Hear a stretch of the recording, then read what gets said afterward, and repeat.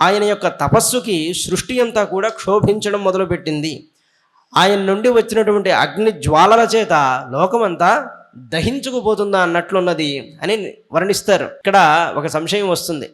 ఎవరైనా తపస్సు చేసేటప్పుడు సరే తపస్సు వల్ల అగ్ని వస్తే వచ్చింది అనుకుందాం, వాళ్ళు ప్రాణాలను బంధించి తపస్సు చేస్తూ ఉంటే లోకానికి ఎందుకు క్షోభ కలగడం? ఆయన పాటికి ఆయన తపస్సు చేసుకుంటున్నారు. మనం అన్నం తింటుంటే ప్రపంచం మొత్తానికి కడుపు నిండుతుందా? అలా నిన్నట్లేదు కదా. మరి ఆయన తపస్సు చేసుకుంటే ప్రపంచం మొత్తానికి కష్టం ఎందుకు అని మనకి సహజంగానే సంశయం రావాలి. ఈ సృష్టిలో శక్తి అనేది విడివిడిగా ఉన్నట్లు కనబడుతూ ఉంటుంది, కానీ ఒకటే, ముందది గుర్తుపెట్టుకోవాలి. ఈ ప్రాణశక్తి అనేదాన్ని విశ్వం మొత్తం ఉన్న ఒక సముద్రంగా మీరు భావన చేస్తే, అందులో ఒక అలను గట్టిగా స్పృశిస్తే సముద్రం మొత్తాన్ని స్పృశించినట్టే కదండి. సముద్రంలో ఒక అలని ముట్టుకుంటే సముద్రం మొత్తాన్ని స్పృశించినట్టే. అలాగే ఈ విశ్వం మొత్తం ఉన్న ప్రాణశక్తిని సరిగ్గా దాని మూలాన్ని పట్టుకుంటే విశ్వంలో ఉన్న ప్రాణం మొత్తాన్ని క్షోభింపజేసినట్లే. అందుకే మీరు మహాభారతంలో కృష్ణుడిని పరిశీలిస్తే స్వామి ఒక చిన్న అన్నం మెతుకు నోటి యందు ఉంచుకొని అన్ని భూతములకు తృప్తి కలుగ్గాక అన్నాడు. ఆ మాట అనగానే దూర్వాసుడికి ఎలా తృప్తి కలిగింది అంటే విశ్వమంతా ఉన్నది నేనే అని కృష్ణుడికి ఎరుక. అదేవిధంగా విశ్వమంతా ఒకే బ్రహ్మం ఉన్నది, ఒకే భగవంతుడు ఉన్నాడనే భావం మహర్షులకు కూడా ఎరుకలో ఉంటుంది. అందువల్ల వారి దేహగతంగా ఉన్నటువంటి ప్రాణం క్షోభించింది అనుకోండి, విశ్వమంతా క్షోభిస్తుంది. ఈ మాట మీరు ఎప్పుడు భాగవతం విన్నా, ఎప్పుడు ఏ పురాణాలు విన్నా ఈ సమన్వయం మీకు పనికొస్తుంది. ఎక్కడైనా ఒక రాక్షసుడు తపస్సు చేస్తుంటే అన్ని లోకాలు అట్టుడికి పోయాయి అని వస్తుంది. వాడు తపస్సు చేస్తే వీళ్ళకి వచ్చిన కష్టం ఏంటి అని మనకి ప్రతిసారి సంశయం వస్తుంది. ఎందుకంటే ఉన్నదంతా ఒకే శక్తి కనుక దీన్ని జాగ్రత్తగా మనసులో ఉంచుకోవాలి. అప్సరో మునిగంధర్వ సిద్ధ విద్యాధరోరగై వితాయమానయశస్తదా ఆశ్రమ పతంజరు. ఈ విధంగా ఉంటూ వారు అత్రి మహర్షి దగ్గరికి వెళ్ళారట. వెళ్ళి చక్కగా ఆయన్ని ప్రార్థన చేశారు. తర్వాత త్రిమూర్తుల దగ్గరికి వెళ్ళారు. అయ్యా, ఈ మహానుభావుడు చాలా గట్టిగా తపస్సు చేస్తున్నాడు, ఈయన యొక్క కోరికని మీరు తీర్చవలసింది అని దేవతలందరూ వాళ్ళకి చెప్పారట. అలా చెప్పగానే అత్రి మహర్షి ఏ కోరికతో తపస్సు చేస్తున్నాడో మాకు బాగా తెలుసు, మీరు వెళ్ళండి, సమయం వచ్చినప్పుడు మేము ఆయన దగ్గరికి వెళతామని దేవతలందరినీ కూడా పంపించేశారు. తర్వాత కొంతకాలానికి తత్ప్రాదుర్భావ సంయోగ విద్యోతితమనాముని ఉత్తిష్టన్నేకపాదైన దదర్శ విబుధర్షభాన్ అన్నాడు. కొంతకాలానికి మెల్లగా ఆయన సమాధి స్థితి నుండి బయటకు వచ్చి పరికిస్తూ ఉన్నట్ట మొత్తాన్ని. ఆ సమయంలో ఆయన ముందు ప్రత్యక్షమైనటువంటి త్రిమూర్తుల్ని కూడా చూశాడు. త్రిమూర్తుల్ని చూసి ప్రణమ్య దండవద్భూమౌ ఉపతస్థిర్హణాంజలి వృష హంస సుపర్ణస్థానే స్వై చిహ్నైశ్చ చిహ్నితాన్ అంటున్నారు. త్రిమూర్తుల్ని చూడగానే ముందు అత్రి మహర్షికి కళ్ళు పనిచేయలేదట. ఎందుకంటే వాళ్ళ యొక్క తేజస్సు అంతలాగా ఉంది. ఆ తేజస్సులో కూడా ఒకరు వృషభ వాహనం మీద, ఒకరు గరుడ వాహనం మీద, ఒకరు హంసవాహనం మీద వచ్చినటువంటి మూర్తుల్ని లీలగా దర్శించాట. దర్శించి అనేక విధాలుగా వారిని స్తుతి చేశాడు. చేతస్తత్ ప్రవణయుంజన్ అస్తావీత్ సంహదాంజలి శ్లక్ష్ణడా సుప్తడా వాచ సర్వలోక గరీజస. ముల్లోకాలలో ఉత్తములైనటువంటి వాళ్ళు సర్వలోక గరీజస. వారికంటే గొప్పవాళ్ళు ఎవరు లేరు. మనం దేవతలు అంటాం, వాళ్ళు దేవాదిదేవులు అని అంటూ ఉంటాం. వాళ్ళు ముగ్గురే కారణమైనటువంటి వాళ్ళు. అత్రి మహర్షి వారిని చాలా స్తుతి చేసి ఆయనకే అర్థం కాక ఒక ప్రశ్న అడుగుతాడు ఆ త్రిమూర్తుల్ని. ఈ ప్రశ్న వీళ్ళు చెప్పేటువంటి సమాధానం అనేది చాలా కీలకమైనటువంటిది. ఇది భాగవతానికి హృదయం అని అనదగినటువంటి విషయం. దీన్ని సరిగ్గా దృష్టిలో పెట్టుకుంటే మనం ఏ పురాణాన్ని విన్నా ఏ దేవుడు గొప్ప అనే విషయంలో కలహం చేసుకోం. ఎందుకంటే ఇది త్రిమూర్తులు చెప్పినటువంటి తీర్పు కనుక. అత్రి మహర్షి అడుగుతున్నారు, విశ్వోద్భవ స్థితిలజేషు విభజ్యమానై మాయా గుణైరనుయుగం విగృహీత దేహా తే బ్రహ్మ విష్ణు గిరిశా ప్రణతోస్మ్యహం వః తేభ్యః క ఏవ భవతాం ఇహోపహూతా. ఓ త్రిమూర్తులారా, భగవానుడు తన మాయాశక్తి సహాయంతో సాత్విక గుణాన్ని స్వీకరించిన వాడే విష్ణువుగా ఆవిర్భవించి ఈ లోకంలో వ్యవహారం చేస్తాడు. రజోగుణాన్ని స్వీకరించి బ్రహ్మగా కనబడతాడు. తమో గుణాన్ని స్వీకరించి రుద్రుడుగా కనబడుతూ ఉంటాడు. మీ ముగ్గురులో నేను ఒక్కళ్ళనే పిలిచాను, జగదీశ్వరుణ్ణి పిలిచాను. కానీ మీరు ముగ్గురు నా దగ్గరకు వచ్చారు కదా, నేను పిలిచిన ఈశ్వరుడు మీ ముగ్గురులో ఎవరు అని అడిగాడు. ఇక్కడ ఇంకొక మాట కూడా చెప్పాలి. తమోగుణం అంటే సహజంగా దానికి అర్థం ఏంటి అంటే నిద్ర, బద్ధకం, ఆలస్యం, కోపం, ప్రమాదం ఇవన్నీ ఉంటే వీటన్నిటిని తమోగుణం అని అంటూ ఉంటాం. కానీ సృష్టి చివరి దశలోనూ సృష్ట్యాదిలోనూ ఆవిర్భవించిన తమస్సును అట్లాంటి తమోగుణం అని చెప్పకూడదు. దాన్ని నివృత్తి అని అంటారు. ఈ నివృత్తిని స్వీకరించేటువంటి వాడు పరమేశ్వరుడు. నివృత్తి అంటే ప్రాణులన్నిటినీ కూడా ఆయనలోకి తీసుకోవడం. మనలో ఉండేటువంటి తమస్సుని పరమేశ్వరుడికి అంటగట్టడం అనేది సరైన విధానం కాదు. మీకు అంతగా ప్రమాణము ఎవరైనా కావాలి అనుకున్నట్లయితే మనకి పాతూరి సీతారామాంజనేయులు గారిని వారు మహానుభావులు మత్స్యపురాణాన్ని తెలుగులో రచించారు. దానికి ముందు ఒక మంచి ఉపోద్ఘాతంలో పురాణం ఇలా ఉంటుంది, దీని యొక్క పరిభాష ఇది అంటూ రచించారు. మీరు దానిలో చూస్తే చాలా చక్కగా విషయాలన్నీ అర్థమవుతాయి. ఏకో మరేహ భగవాన్ వివిధ ప్రధానై చిత్తీకృత ప్రజననాడ కథన్నుయూజం. మీలో ఆ ముగ్గురులో ఎవరయ్యా అని అడగగానే అప్పుడు ఇతితస్య వచశ్రుత్వా త్రడస్తే విబుధర్షభా, దేవతల శ్రేష్ఠులైనటువంటి ఆ ముగ్గురు ప్రత్యాహు శ్లక్ష్ణడా వాచ, మధురమైనటువంటి వాక్కుతో సమాధానం నవ్వుతూ చెప్తున్నారట. దేవా ఊచుహు యథా కృతస్తే సంకల్ప భావ్యం తేనైవ నాణ్యత. ఓ అత్రి మహర్షి, నువ్వు ఎలాగైతే సంకల్పం చేశావో అది అలాగే జరిగి తీరుతుంది, ఇంకొకలా జరగడానికి వీలు లేదయ్యా. ఎందువలనగా నీవు సత్య సంకల్పుడవు. సత్సంకల్పస్యతే బ్రహ్మన్ యద్వైధ్యాడతి తే వయం. నువ్వు అడిగావు కదా మా ముగ్గురులో జగదీశ్వరుడు ఎవరు అని. నువ్వు మనసు పెట్టి ఏ బ్రహ్మాన్ని ధ్యానం చేశావో మేమే ఆ ఒక్కటి అని చెప్పారు త్రిమూర్తులు ముగ్గురు కలిసి. ఇంకేం కావాలండి ప్రమాణం? మేము ముగ్గురు ఒకటే అని చెప్పారు. చెప్పి అథ అస్మదంశభూతాస్త ఆత్మజాలోక విశ్రుతా భవితారోంగ భద్రంతే విస్రప్స్యంతి చ తే దశః. నీకు మా అంశలతో ముగ్గురు కొడుకులు కలుగుతారు. ఈ ముగ్గురు కొడుకులు కూడా నీ కీర్తిని జగద్విదితం చేస్తారు సుమా. నీకు మంగళమవ్వాలి. ఏవం కామవరం దత్వా ప్రతిజగ్ముః సురేశ్వరాః స భాజితాః తజోసమ్యక్ దంపత్యోః మిషతోస్తతః. అత్రి మహర్షి అలా చూస్తూ ఉండగానే వరాన్ని ఇచ్చి అంతర్ధానమైపోయారు త్రిమూర్తులు. అలా అంతర్ధానమైన తర్వాత సోమోభూత్ బ్రహ్మణాంశేన, బ్రహ్మ యొక్క అంశ చేత సోముడు ఆవిర్భవించాడు, అంటే చంద్రుడు. తర్వాత దత్త విష్ణువస్తు యోగవిత్, విష్ణుమూర్తి యొక్క అంశ చేత శ్రీ దత్తాత్రేయుల వారు జన్మించారు. దుర్వాసాహ శంకరస్యాంశ, శంకరుడి యొక్క అంశ వల్ల దుర్వాసుడు జన్మించారు. దుర్వాసుడి యొక్క గొప్పతనం ఏమిటి అంటే దుర్వాసుడు దత్తాత్రేయుడు ఈ ఇద్దరూ కూడా కలియుగంలో కూడా ఎల్లప్పుడూ సంచారం చేస్తూ ఉంటారు. మీరు మాస్టర్ రామగారి చరిత్ర చదివితే ఆయన ఉజ్జయిని క్షేత్రంలో తపస్సు చేసే కాలంలో ఆయన వెనకాల ఒక పిచ్చివాడు తిరుగుతూ పలకరించాట. ఆయన అనుకున్నాడు నిజంగానే పిచ్చివాడేమో అనుకున్నాడు. కానీ ఎంతైనా యోగీశ్వరులు. మాస్టర్ రామ గారు అంటే సామాన్యులు కాదు కదండి.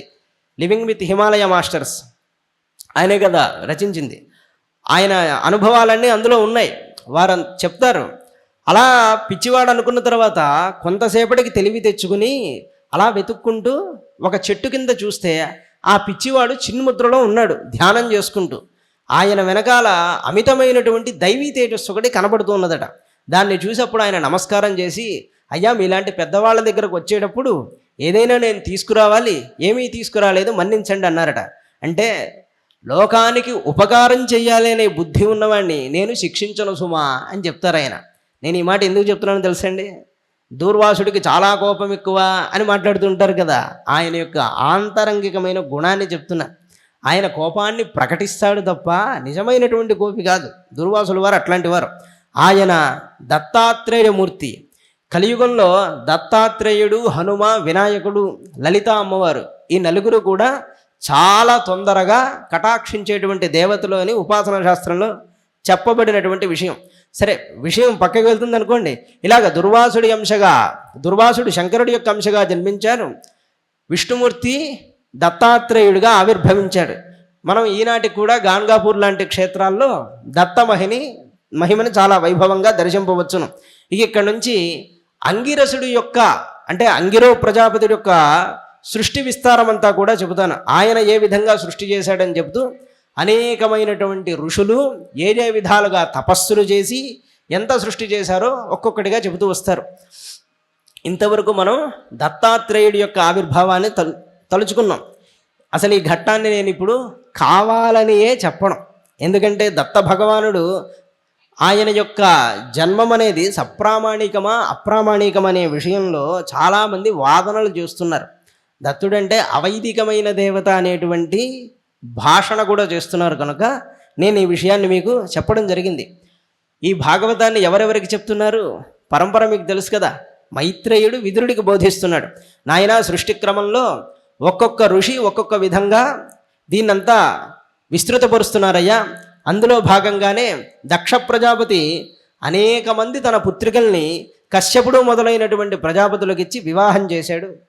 తర్వాత ఒకే ఒక్క కూతుర్ని మాత్రం పరమేశ్వరుడికి ఇచ్చి వివాహం చేశాడయ్యా. ఆమెయే సతీదేవి.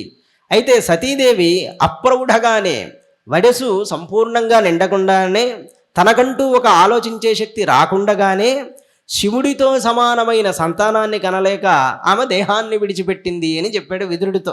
ఆ మాట చెప్పగానే విదురుడు అన్నాడు, అయ్యో ఎంత పని జరిగింది. సతీదేవి అంతటి ఆమె పరమేశ్వరుడికి పత్ని అయి కూడా ఆయనతో సమానమైన సంతానాన్ని కనడలేకపోవడానికి కారణం ఏమిటి అని అడిగాడు. నిజానికి ఇక్కడ ఇంతవరకు తెలుస్తుంది, కానీ శివపురాణాన్ని మీరు పరిశీలిస్తే మీకు అక్కడ ఇంకా విషయం స్పష్టంగా ఉంటుంది. దక్షుడు నిజానికి మహామాయ కోసం తపస్సు చేస్తాడు. సృష్టి రచన సామర్థ్యం నాకు కలగాలి, మహామాయమైన నువ్వు నా కడుపున జన్మించాలి, నాకు బిడ్డగా జన్మించాలని ఎంతో తపిస్తాడు. ఆ కారణం చేత అమ్మవారు ఒక షరత్తు మీద ఆయనకి బిడ్డగా జన్మిస్తారు. నేను పరమేశ్వరుడి యొక్క సొంతం, నన్ను పరమేశ్వరుడికి ఇచ్చి వివాహం చేసేటట్లయితే నేను నీ ఇంట జన్మిస్తానని చెప్పింది. ఎప్పుడైతే నువ్వు పరమేశ్వరుణ్ణి ధిక్కరిస్తావో అప్పుడు నేను నిన్ను విడిచిపెట్టి వెళ్ళిపోతాను సుమా అనే షరతుతోనే వచ్చారు అమ్మవారు. కానీ దక్షుడు దాన్ని విస్మరించాడు. ఈ కారణం చేత ఎప్పుడైతే దక్షుడు రుద్రనింద చేశాడో అప్పుడే అమ్మవారు దక్షుడి యొక్క కూతురుగా ఉండడానికి అంగీకరించలేదు. విదురుడు అడుగుతున్నాడు, భవే శీలవతాం శ్రేష్ఠే దక్ష దుహితృవత్సల విద్వేషమకరోత్కస్మాత్ అనాదృత్య ఆత్మజాం సతీం.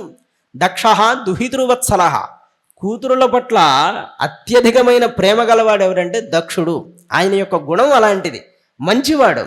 అట్లాంటి దక్షుడైన వాడు శీలవతాం శ్రేష్ఠ, సత్పురుషులలో గొప్పవాడైనటువంటి పరమేశ్వరుడి పట్ల కస్మాత్ విద్వేషమకరోత్, ఎందువలన ద్వేషాన్ని చేశాడయ్యా. అనాదృత్య ఆత్మజాం సతీం, తన యొక్క కూతుర్ని నిరాదరణ చూపి పరమేశ్వరుడి పట్ల ఎందుకంత ద్వేషాన్ని పెంచుకున్నాడు అని ప్రశ్న వేశాడు. ఇంకా కస్తం చరాచర గురుం నిర్వైరం శాంత విగ్రహం ఆత్మారామం కథం ద్వేష్టి జగత దైవతం మహత్. జగత దైవతం మహత్, గొప్పదైనటువంటి దైవం ఎవరంటే పరమేశ్వరుడు కదా. జగత మహత్ దైవం ఆయన, జగత్తుకి గొప్ప దైవమే. నిర్వైరం, ఎవరి యందు వైరం లేనివాడే. శాంత విగ్రహుడే, తన యందు తానే రమించేటువంటి గుణం గలవాడే.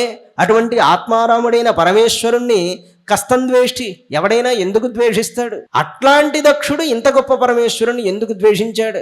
ఏతదాఖ్యాహిమే బ్రహ్మన్, ఓ బ్రహ్మజ్ఞాని అయిన మైత్రేయ మహర్షి, ఈ కథ చాలా చిత్రంగా ఉన్నదయ్యా. జామాతు శ్వశురస్య చ, మామా అల్లుల ఈ గొడవ నాకు వినాలని కుతూహలంగా ఉన్నదన్నాడు. అంతటి వాడికి కూడా గొడవ వినాలంటే కుతూహలంగానే ఉంటుంది.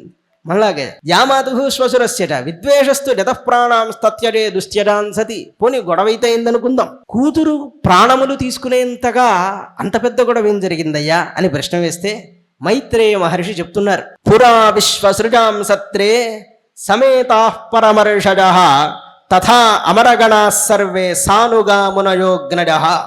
పురా అంటే ప్రాచీనమైన కాలంలో అని అర్థం, మనం లెక్కగట్టడానికి వీల్లేదు.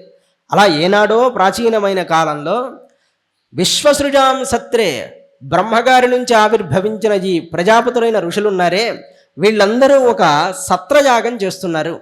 ఆ సత్రయాగానికి అందరూ ఆహ్వానింపబడ్డారు. అక్కడికి అమరగణములన్నీ వచ్చాయి, గొప్ప గొప్ప మునులందరూ వచ్చారు, అగ్నులు వచ్చారు. అగ్నులు కూడా సృష్ట్యాదిలో జన్మించారు తెలుసా అండి.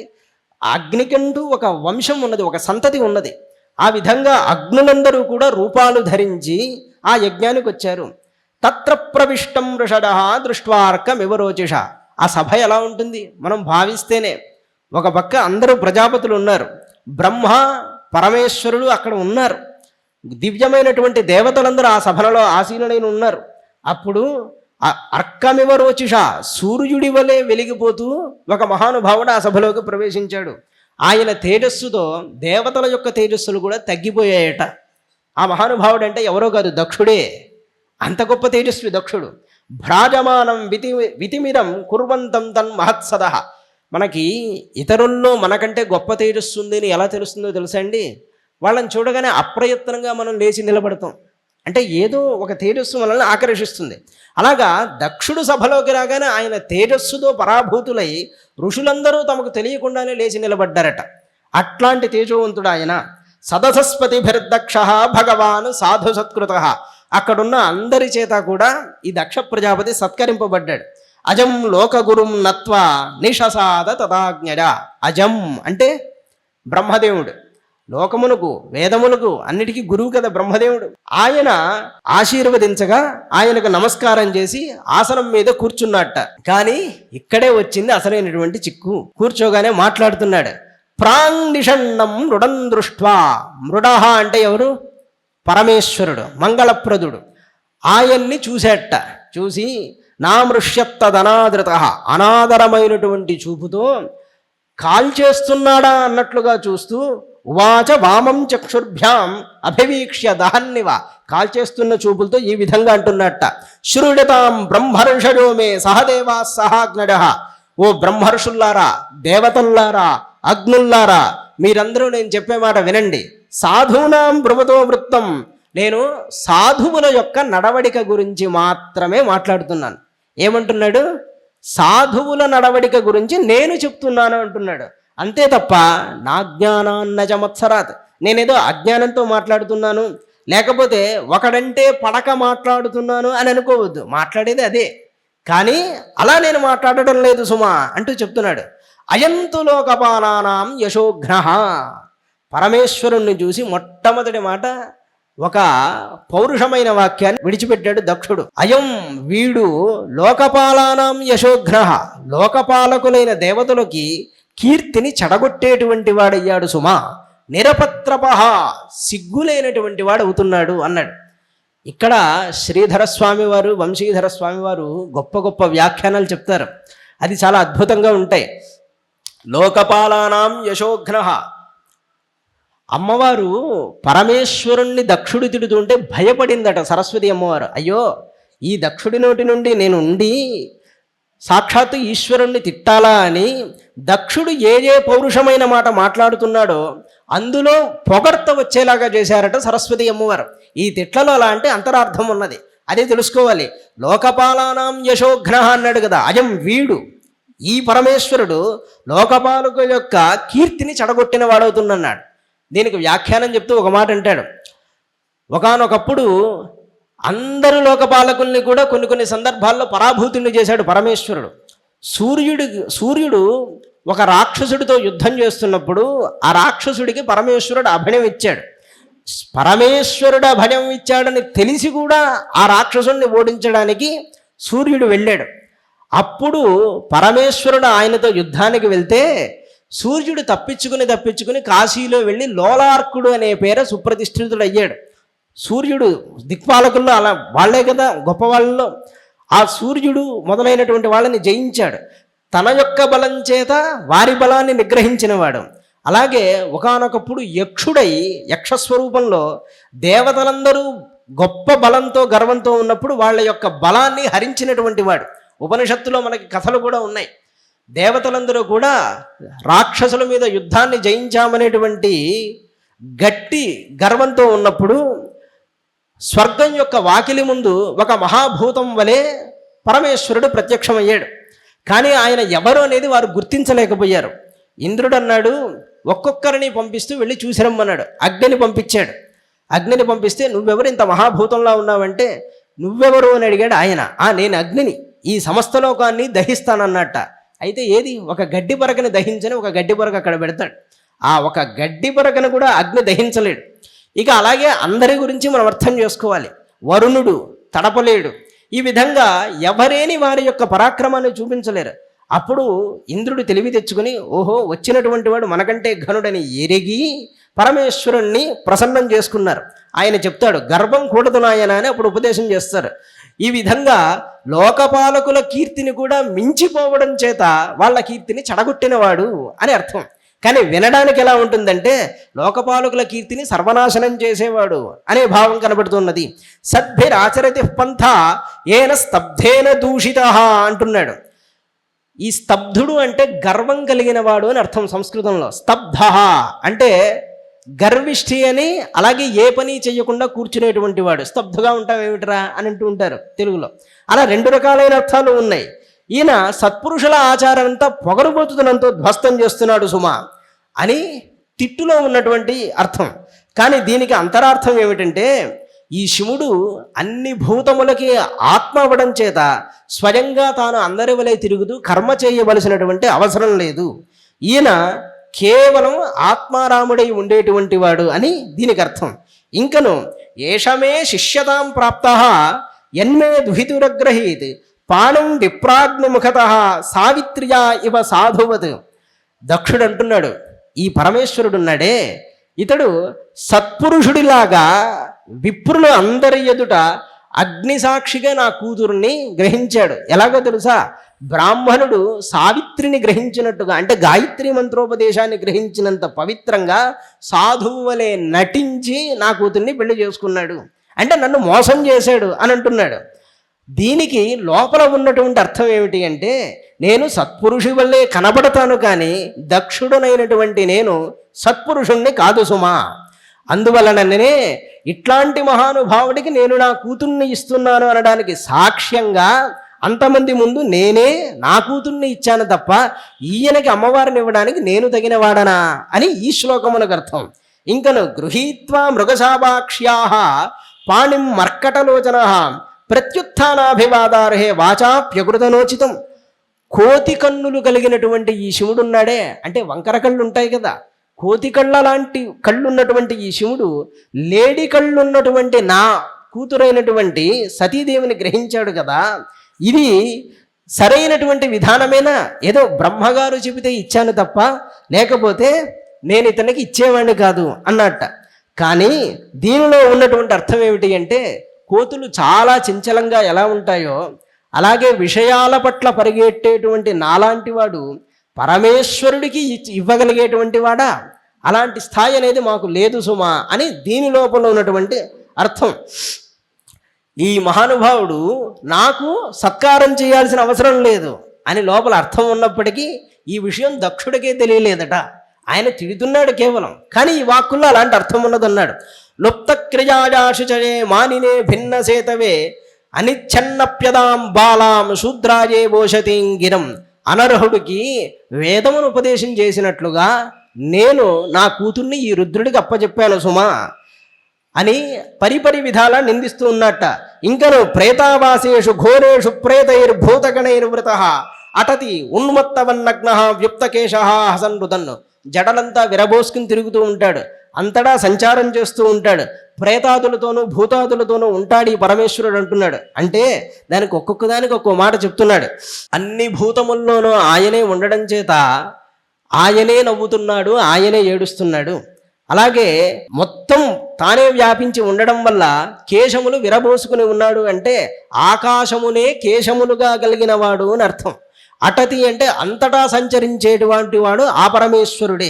దిశములతో జుట్టు విరబోసుకుని ఉంటాడు అంటే ఒక దేహం కాదు కదా ఆయనకి వస్త్రం కట్టడానికి, సమస్త దేహములు ఆయనవే గనుక ఆయనకి ప్రత్యేకమైనటువంటి వస్త్రమే అక్కర్లేదయ్యా. చితాభస్మ కృత స్నాన శివాపదేశ అశివ మత్త మత్త జనప్రియ. నిన్ననే అనుకున్నాం చితాభస్మం ఎందుకు పూసుకుంటాడు, పుర్రెలమాల ఎందుకు వేసుకుంటాడు అనే విషయాలు అనుకున్నాం కదా.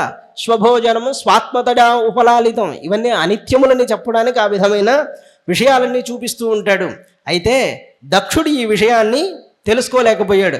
తస్మై ఉన్మాదనాథాయ నష్టశోచాడ దుర్హృదే దత్తాపత మజాసాధ్వి చోదితే పరమేష్ఠిన.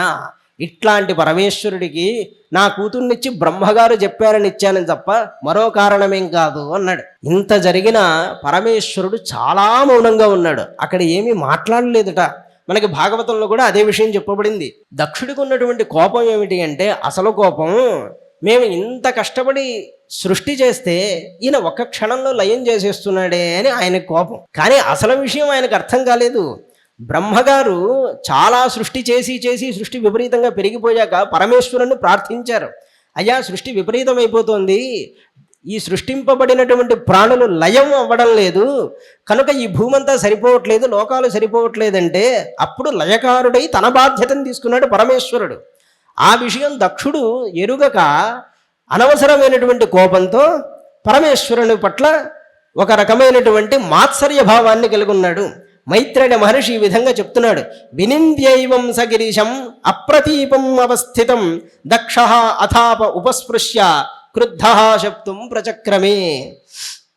ఇంత జరిగినప్పటికీ కూడా దక్షుడికి కోపం చల్లారలేదు. ఎందుకంటే నేను అనుకున్నాం, మనల్ని ఎవరైనా నిందిస్తుంటే మౌనంగా ఉన్నామనుకోండి ఆ కోపం రెండింతలు పెరుగుతుంది, కొన్ని సందర్భాల్లో తగ్గిపోతుందని మనం అనుకుంటాం. అలా కాదు, మౌనంగా ఉన్నంటే వీడు నన్ను పట్టించుకోవట్లేదు కదా అనుకుంటాడు. అయ్యో పెద్దవాళ్ళు తిడితే ఏమైంది అని మనం మౌనంగా ఉంటాం, లేకపోతే వాడిని తిరిగి తిట్టడం ఎందుకని మనం మౌనంగా ఉంటాం, అది కూడా తప్పే. అలాంటి సమయంలో ఏం చేయాలంటే అక్కడి నుంచి వెళ్ళిపోవాలి, అది తప్ప మరొక మార్గం అనేది కనపడదు. కొన్ని సందర్భాల్లో అలా ఉంటుంది. చివరికి ఇంత కోపం తగ్గకపోయేసరికి అందరూ వారిస్తున్నప్పటికీ నువ్వు చేస్తున్న పని చాలా తప్పైనది సుమా, నిషిధ్యమానస్స సదస్య ముఖ్యై దక్ష గిరిత్రాజ విసృజ్య శాపం. గిరిత్రాజ అంటే పరమేశ్వరుడి కోసం ఒక శాపాన్ని విడిచిపెట్టాడు. ఏమని? అజంతు దేవజనే ఇంద్రోపేంద్రాదిభిర్భవ సహభాగం నలభతాం దేవై దేవగణాధమ అన్నాడు. ఈ దేవతలలో అధముడైన ఈ పరమేశ్వరుడున్నాడే, వీడికి యజ్ఞంలో ఉండేటువంటి యోగ్యత లేనే లేదు. కనుక దేవతలతో పాటుగా ఈయన యజ్ఞముల్లో భాగాన్ని పొందకుండా ఉండుగాక. అయితే దేవతల కంటే ముందు పొందాలి, లేదా దేవతల కంటే తర్వాత ఈశ్వరుడికి భాగం అనేది రావాలి. ఈ విధంగా నేను శాపం ఇస్తున్నాను అన్నట్ట. కానీ దీని అర్థం ఏంటో తెలుసా? పరమేశ్వరుడు దేవతలతో సమానమైన వాడు కాదు, దేవతల కంటే ఉత్కృష్టుడు, అంటే దేవతల కంటే గొప్పవాడు. అందరికంటే మాబోటి వాళ్ళందరికంటే గొప్పవాడైన పరమేశ్వరుడు సమానముగా యజ్ఞంలో భాగం తీసుకోవడం అనేది సరైన పద్ధతి కాదు. కాబట్టి అందరికంటే ముందుగానైనా ఈయనకి భాగం రావాలి, అందరికంటే తర్వాత అయినా ఈయనకి భాగం రావాలని ఇందులో ఉన్నటువంటి పొగడత. అంటే సరస్వతీదేవి చేసిన చమత్కారం అది. ఆ విధంగా ఆయనకి తెలియకుండానే శాపాన్ని ఇచ్చాడు దక్షుడు. తస్మాత్ వినిష్క్రమ్య వివృద్ధమన్యు జగామ కౌరవ్య నిజన్నికేతనం. ఈ విధంగా చాలా పట్టరాని కోపంతో ఉన్నటువంటి వాడే శాపాన్ని ఇచ్చి అక్కడి నుంచి వెళ్ళిపోయాట. విజ్ఞాజ శాపం గిరీశానుగాగ్రణీ నందీశ్వర రోషకషాఢ దూషిత. ఈ వివరమంతా చూసిన వాడు ఎవరు? దూరం నుంచి చూసి విన్నవాడు నందీశ్వరుడు. స్వామికి కోపం రాకపోవచ్చు, కానీ అనుచరులకు కోపం వస్తుంది కదా. ఒక ఆయన వెళ్ళి అన్నట్ట కైలాసంలో, గోవిందాదధికన్నదైవదమిది ప్రోచ్చార్య హస్తావుభౌ ఉద్ధృత్యాథ శివస్య సన్నిధిగతో వ్యాసో మునీనాం వరహ. వ్యాసుడంతటి వాడికి తప్పలేదు. ఒకసారి గోవిందాదధికన్న దైవతం, విష్ణుమూర్తి కంటే గొప్ప దైవం లేదని చేతులు జోడించి పైకెత్తి నమస్కరించట కైలాసంలో నందీశ్వరుడి ముందు. శివుడు విష్ణువు గొప్ప అంటే సంతోషమే, కానీ అది నందీశ్వరుడికి పట్టలేదు, అదే భేదం చేస్తున్నామే అని. అంతే, వెంటనే నువ్వు ఏ చేతులు ఎత్తావో ఆ చేతులు అట్లాగే ఉండిపోవాలన్నట్ట. యస్య స్తంభిత పాణి ఆనధికృత. వెంటనే బాహులు పనిచేయలేదు, అంటే నందీశ్వరేణాభవత్ అన్నాడు. అప్పుడు పరమేశ్వరుని శరణ పొందిన తర్వాత వ్యాసుడి యొక్క బాహువులు యథాస్థానానికి వచ్చాయన్నారు. కానీ ఎట్టి పరిస్థితుల్లోనూ ఇరువురి పట్ల భేదము చేయవలదు. భేదము చేస్తే ఎట్లాంటి పరిస్థితి వస్తుందో ఈ దక్షయజ్ఞమే మనకి ఉదాహరణంగా ఉంటున్నది. దక్షాదశాపం విససర్జదారుణం. దక్షుణ్ణి ఉద్దేశించి చాలా గట్టిదైనటువంటి శాపాన్ని ఇచ్చాడు. నందీశ్వరుడు కూడా సర్వత్రా భేదాన్నే దర్శించేటువంటి దక్షుడు అజ్ఞాని సుమ అన్నాడు ముందు. అంటే అంతటా భగవంతుడు ఉన్నాడు అనుకోకుండా తన దేహమే తన సౌఖ్యమే అనుకుంటూ బ్రతికేటువంటి గుణం దక్షుల్లో ఉన్నది. పరమేశ్వరుడు దక్షుడు వచ్చినప్పుడు లేచి నిలబడకపోవడానికి కారణం కూడా ఇదే. మామగారు కాబట్టి లేచి నిలబడచ్చు అని అంటారేమో, పరమేశ్వరుడు కూడా ఈ విషయం చెప్పాడు. దక్షుడికి దేహాభిమానం ఎక్కువ.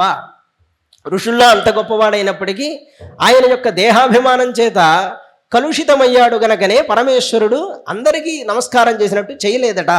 సహజంగా లోకంలో ఉన్న మర్యాదలను అనుసరించి నమస్కరించలేదు. దేహం నశించిపోయే స్వభావంగా కలది అని తెలుసుకోవడానికి బదులుగా దేహమే సర్వస్వం అని అనుకుంటున్నాడు గనుక ఈ దక్షుడు తత్వజ్ఞానం నుండి జారి పరిపోతాడుగాక. అంటే ఆత్మజ్ఞానం అనేది దక్షుడికి లభించకుండా ఉండుగాక. యజ్ఞములు చేయవచ్చు, స్వర్గాది భోగాలు లభిస్తాయి, అప్సరోగణములతో ఆనందాలు లభిస్తాయి, కానీ మోక్షం అనేది దక్షుడికి దొరకకుండా ఉండుగాక అని శాపమిచ్చాడు నందీశ్వరుడు. ఇంతకంటే భయంకరమైన శాపం ఉంటుందా? పరమదారుణమైనటువంటి శాపం అది. గృహేషు కూటధర్మేషు సక్తః గ్రామ్య సుఖేచ్ఛడ కర్మతంత్రం వితనుతే వేదవాద విపన్నధీహి. వేదాలలో కామ్యకర్మలు అని కొన్ని ఉంటాయి. అంటే ఈ కామ్యకర్మల్ని చూపించి వేదాలు భగవంతుడి గురించి చెప్తూ ఉంటాయి. కానీ వేదాల యొక్క ఆశయం అది కాదు. ఇక్కడ మీకు కొంచెం వివరణ ఇస్తే అర్థమవుతుంది. ఒక పిల్లవాడికి ఉగ్గుపాలు మనం పట్టాలి అంటే నాలుక మీద ఏదో ఒక తీపిని రాస్తాం కదండి. ఆ తీపిని రాసి తీయగా ఉంది అనుకునే లోపు ఈ ఉగ్గుపాలు పట్టించేస్తాం, వాడిని మోసం చేసి పట్టేస్తాం. అలాగే వేదాలు కూడా ఏం చేస్తాయంటే, నువ్వు ఈ యజ్ఞం చేస్తే ఈ ఫలం వస్తుందిరా నాయన. శౌర్యం చరుణ్నిర్వవేద్ బ్రహ్మవర్చసకామ. శౌర్యం అనేటువంటి ఒక యజ్ఞం ఉన్నది, సూర్య సంబంధమైంది. ఆ యజ్ఞం చేస్తే నీకు గొప్ప బ్రహ్మవర్చస్సు వస్తుంది. నువ్వు ఈ అనుష్ఠానం చేస్తే నీకు గొప్ప ధనం వస్తుంది. నీకు పుత్రులు కావాలంటే ఈ యజ్ఞం చేస్తే పుత్రులు లభిస్తారు, పుత్రకామేష్టి లాంటి యాగాలు ఇవన్నీ చేస్తే ఇవి లభిస్తాయని వేదాలు చెబుతాయి. కానీ వేదాలు అవి చెప్పడానికి ఉద్దేశం వీటిని ఇవ్వడం మాత్రం కాదు. ఇలా మెల్లగా ఈశ్వరుడికి దగ్గరైతే దీని ద్వారా నువ్వు భగవంతుణ్ణి తెలుసుకుంటావు కదా అని వాటి యొక్క ఉద్దేశం. కానీ ఈ వేదవాదులైనటువంటి వాళ్ళు, అంటే వేదములను పైపైన పరిశీలించే గుణం ఉన్నటువంటి వాళ్ళు వేదాలకి లక్ష్యమైన భగవంతుణ్ణి మర్చిపోయి వేదములిచ్చేటువంటి కోరికలను మాత్రం పొందడానికి అలవాటు పడి ఉంటారు. అంతే కదండి. మనం కూడా కోరికలకు భక్తులమే కానీ భగవంతుడికి కాదు. అంతే కదా. చాలామంది మనం అలాగే ఉంటాం, స్వామి ఏది తీరుస్తాడని. అయితే దీనికంటే పై స్థాయి ఏమిటి అంటే వాటిని దాటి దీని వెనకాల ఉన్న ఈశ్వరుణ్ణి చూడడం. అలాంటి బుద్ధి అనేది దక్షుడికి కలగకుండా ఉండుగాక. దక్షుడికి ఒక్కడికే కాదు, దక్షుడిని ఎవరెవరు అనుసరిస్తున్నారో వాళ్ళందరికీ కూడా ఇలాంటి బుద్ధే కలుగ్గాక. బుద్ధ్యా పరాభిధ్యాజన్య విస్మృతాత్మగతి పశు స్త్రీకామ సహ అతితరాం దక్ష బస్తముఖ అచిరాత్. ప్రాచీనమైనటువంటి కాలంలో మేషం అనేది కామానికి చిహ్నంగా చూడబడేది కనుక త్వరలోనే ఇతను మేకపోతు ముఖం కలిగిన వాడు అయిపోతాడుగాక అని నందీశ్వరుడు శాపం ఇచ్చాడు. ఎవరికి? దక్ష ప్రజాపతికి శాపం ఇచ్చాడు. విద్యాబుద్ధి అవిద్యాయాం, జ్ఞానమునందు అజ్ఞానమనే భావము, అజ్ఞానమునందు సరైనది అనే భావం ఈ దక్షుడికి కలగాలి. దక్షుణ్ణి ఆశ్రయించినటువంటి వాళ్ళకు కూడా ఇదంతా కలగాలి అన్నారట. అనగానే అక్కడ ఇంకొక ఆయన ఉన్నారు, పెద్ద ఆయన. అదంతా చూసి చాలా కోపించారు. ఎవరాయన అంటే భృగు మహర్షి. భృగు మహర్షి చూసి, అయ్యో ఎంత గొప్ప శాపాన్ని ఇచ్చావు నువ్వు వేదాన్ని అనుసరించేటువంటి వాళ్ళకి, కాబట్టి నేను కూడా నీకు తిరిగి శాపం ఇస్తున్నాను. మళ్ళీ ఏమిటో తెలుసా? భవవ్రత ధరాయేచ ఏచతాన్ సమనువ్రతా పాఖండినస్తే భవంతు సచ్ఛాస్త్ర పరిపంథిన. ఎవరైతే పాశుపత పూజలు మొదలైనటువంటి వ్యవహారాల్లో వ్రతాలు చేస్తూ ఉంటారో వాళ్ళంతా కూడా వేదబాహ్యులై చరిస్తారు సుమా అని శాపం ఇచ్చాడు ఆయన. మీకు ఎవ్వరికీ కూడా పవిత్రత అనేది ఉండదు. ఈ పాశుపత వ్రతం చేసేటువంటి వాళ్ళకి పవిత్రత అనేది ఉండదు. ఎందుకో తెలుసా నేను ఈ శాపం ఇస్తున్నాను? బ్రహ్మచ బ్రాహ్మణాంశేయూజం పరినిందత. వేదములను విప్రులను అందరినీ మీరు తిడుతున్నారు కనుక ఈ పరమేశ్వరుణ్ణి అనుసరించి పరమేశ్వరుణ్ణి పొందాలని చేసే ఈ వ్రతాలు అనుష్ఠించేటువంటి వాళ్ళకి నేను ఈ శాపాన్ని ఇస్తున్నాను. వీళ్ళెవరికి శుచి అనేది కలగకుండా ఉండుగాక అని శపించాడు. ఇక్కడతో మనం దీన్ని విడిచిపెడితే దీనికి సమన్వయం మనకు తెలియదు. శివపురాణంలో చూస్తే మనకు అర్థమవుతుంది. ఎవరైతే పరమేశ్వరుణ్ణి నిందిస్తూ ఉంటున్నారో అలాంటి వాళ్ళకి నందీశ్వరుడి శాపం తగులుతుంది. ఎవరైతే వేదాన్ని నిందిస్తున్నారో అలాంటి వాళ్ళకి భృగువు యొక్క శాపం తగులుతుంది. ఈ విధంగా ఎవరు చేశారంటే బ్రహ్మగారు సవరణ చేశారు. కనుక అది తెలుసుకుంటే మనకు అర్థమవుతుంది. ఈ విధంగా అనుకోగానే అప్పుడు తస్యైవం దదశాపం భృగోస్స భగవాన్ భవ నిశ్చక్రామ తతఃకించిత్ విమనా ఇవ సానుగాహ అన్నారు. ఈ పరస్పర శాపాలు నేను ఇక్కడ ఉంటే ఇంకా ముదిరిపోతూ ఉంటే, ఇప్పుడు భృగువు శాపం పెట్టాడు, తర్వాత ఇంకెవరో వస్తారు, నందీశ్వరుడికి కోపం వచ్చింది, తర్వాత ఇంకెవరికో కోపం వస్తుంది, ఇందుకు అవకాశం ఇవ్వకుండా మనమే ఇక్కడి నుంచి వెళ్ళిపోతే బాగుంటుంది కదా అని విమగ్న ఇవ సానుగా అన్నాడు. వికలమైన మనస్సు కలవాడి వలే వెళ్ళిపోయాడు, వికలమైన మనస్సుతో కాదు. ఎందుకంటే బ్రహ్మవేత్తగా మనస్సు వికలం అవ్వదు కదా, అందువలన ఆ మాట అన్నాడు. వ్యాసుడు ఎంత జాగ్రత్తగా వాడాడండి. మామూలుగా చెప్పొచ్చు విమనస్కుడై వెళ్ళిపోయాడని అనొచ్చు, అనలేదు. విమన ఇవ అంటే ఇవ అంటే వలే అని అర్థం అనమాట సంస్కృతంలో. మనసు చెడిపోయిన వాడి వలే వెళ్ళాడు. తేపి విశ్వసృజ సత్రం సహస్ర పరివత్సరాన్, 1000 సంవత్సరాల పాటు ఆ ప్రజాపతులు ఈ యజ్ఞాన్ని నిర్వర్తించారు. పరమేశ్వరుడు వెళ్ళిపోయిన తర్వాత ఆ ఫలాన్నంతా కూడా విష్ణుమూర్తికి ధారపోసి గంగా యమున సంగమంలో చక్కగా స్నానం చేసి అలా వెళ్ళారట. ఇక్కడికి పరిసమాప్తం అయిపోయిందంటే చాలా పర్వాలేదు, యాగం పరిసమాప్తమైనదే కానీ మామ అల్లుళ్ళ ద్వేషం మాత్రం పరిసమాప్తం కాలేదు. అది ఎంతో కాలం రగులుతూనే ఉన్నదట. సదా విద్వేషతోరేవం, సదా కాలం గడిచే కొద్దీ ఇంకొంచెం ద్వేషం పెరుగుతోంది. జామాతు శ్వశురస్యాపి, మామ అల్లుళ్ళ మధ్య సుమహానతి చక్రమే దీర్ఘకాలం. ఎందువల్ల దక్షుడికి గర్వం వచ్చిందంటే చెప్తున్నాడు. యదా అభిషిక్త దక్షస్తు బ్రహ్మణ పరమేష్ఠిన, ఆ దక్షుడితో పాటు అనేక మంది ఋషులు జన్మించారు కదండి బ్రహ్మగారి యొక్క మనస్సు నుండి. వాళ్ళందరికీ అధిపతిగా దక్షుడిని బ్రహ్మగారు అభిషేకించారు. అంటే ఈ ప్రజాపతుల్లోకి అందరికీ గొప్పవాడి నాయన, నువ్వు వీళ్ళందరికీ మూర్ధన్యుడివి అని ఎప్పుడైతే అభిషేకించారో అప్పుడు దక్షుడిలో ఈ స్మరహాభవత్, గర్వం అనేది విపరీతంగా పెరిగిపోయిందట. విశ్వాస వాజపేయైన బ్రహ్మిష్టాన్ అభిభూజచ, గొప్ప గొప్ప వాజపేయ యాగాలు చేశాడు దక్షుడు. కానీ ఈయనకి బ్రహ్మజ్ఞానులంటే మాత్రం చులకన భావం ఉండేది. అనగా మీరు కర్మ ఏమీ చెయ్యరే, ఎప్పుడు అలా తిరుగుతూ ఉంటారు, ఎందుకు పనికిరాని వారు, ఇలాంటి మాటలంతా మాట్లాడుతూ ఉండేవాడు. బృహస్పతి సవన్నామ సమారభే క్రతుత్తమం, ఈ కాలంలో బృహస్పతి శవం అనేటువంటి ఒక యజ్ఞాన్ని చేయడానికి పూనుకున్నాడు. పూనుకుని దేవతలందరికీ చక్కగా ఆహ్వానాలంతా పంపించాడు. అందరికీ ఆహ్వానాలు అందినా ఎవరికి ఆహ్వానం అందదు, కైలాసానికి ఆహ్వానం వెళ్ళదు. అయితే వచ్చిన చిక్కు ఏంటంటే విమానాలన్నీ కైలాసం మీదుగానే వెళ్తాయి ఆ దక్షుడు ఉన్నటువంటి చోటికి. తస్మిన్ బ్రహ్మర్షడ సర్వే దేవర్షి పితృదేవతా ఆసన్ కృతస్వస్య జనా తత్పత్న్యశ్చ సభర్తృకా, మహర్షులు మొదలైన వాళ్ళందరూ వాళ్ళ వాళ్ళ పత్నులతో వెళ్తున్నారు, పత్నులందరూ భర్తలతో వెళ్తున్నారు. ఇదంతా ఎవరు చూశారు? అమ్మవారు చూశారు. తదుపశ్రుత్య నభసి ఖేచరాణం ప్రజల్పతం, మామూలుగా చూసారా, ఖేచరాణం ప్రజల్పతం, ఆకాశంలో పుష్పక విమానాల్లో సంచారం చేస్తూ వాళ్ళు మాట్లాడుకుంటున్నటువంటి మాటలు విన్నదట. ఓ, దక్షుడి ఇంట్లో గొప్ప యాగం జరుగుతుంది, సతీదేవికి ఆహ్వానం రాలేదనుకుంటా కదా, అవును పరమేశ్వరుడికి దక్షుడికి గొడవైందిగా, పిలవళ్లే అని మాట్లాడుకుంటున్నారు. ఆ మాటలన్నీ అమ్మవారు విన్నారు. వినగానే వెంటనే పరుగు పరుగున పరమేశ్వరుడి దగ్గరికి వెళ్ళారు. వెళ్ళి అంటున్నారట, సత్యువాచ ప్రజాపతేస్తే శ్వశురస్య సాంప్రతం నిర్యాపితో యజ్ఞ మహోత్సవ కిల. స్వామి, దక్ష ప్రజాపతి గొప్ప యజ్ఞం చేస్తున్నారు మీ మామగారు, మనం కూడా అక్కడికి వెళ్దామా? వెళ్తే చాలా బాగుంటుంది సుమా. ఎందుకో తెలుసా, బంధువుల్ని చూడాలని నాకు చాలా కాలంగా ఉన్నది. వాళ్ళందరూ కూడా వాళ్ళ భర్తలతో వస్తారు, మా అమ్మకి అక్క చెల్లెళ్ళు వస్తారు, నా అక్క చెల్లెళ్ళు కూడా సబంధుకంగా వస్తారు, కనుక వాళ్ళందరినీ చూడాలని ఉంది.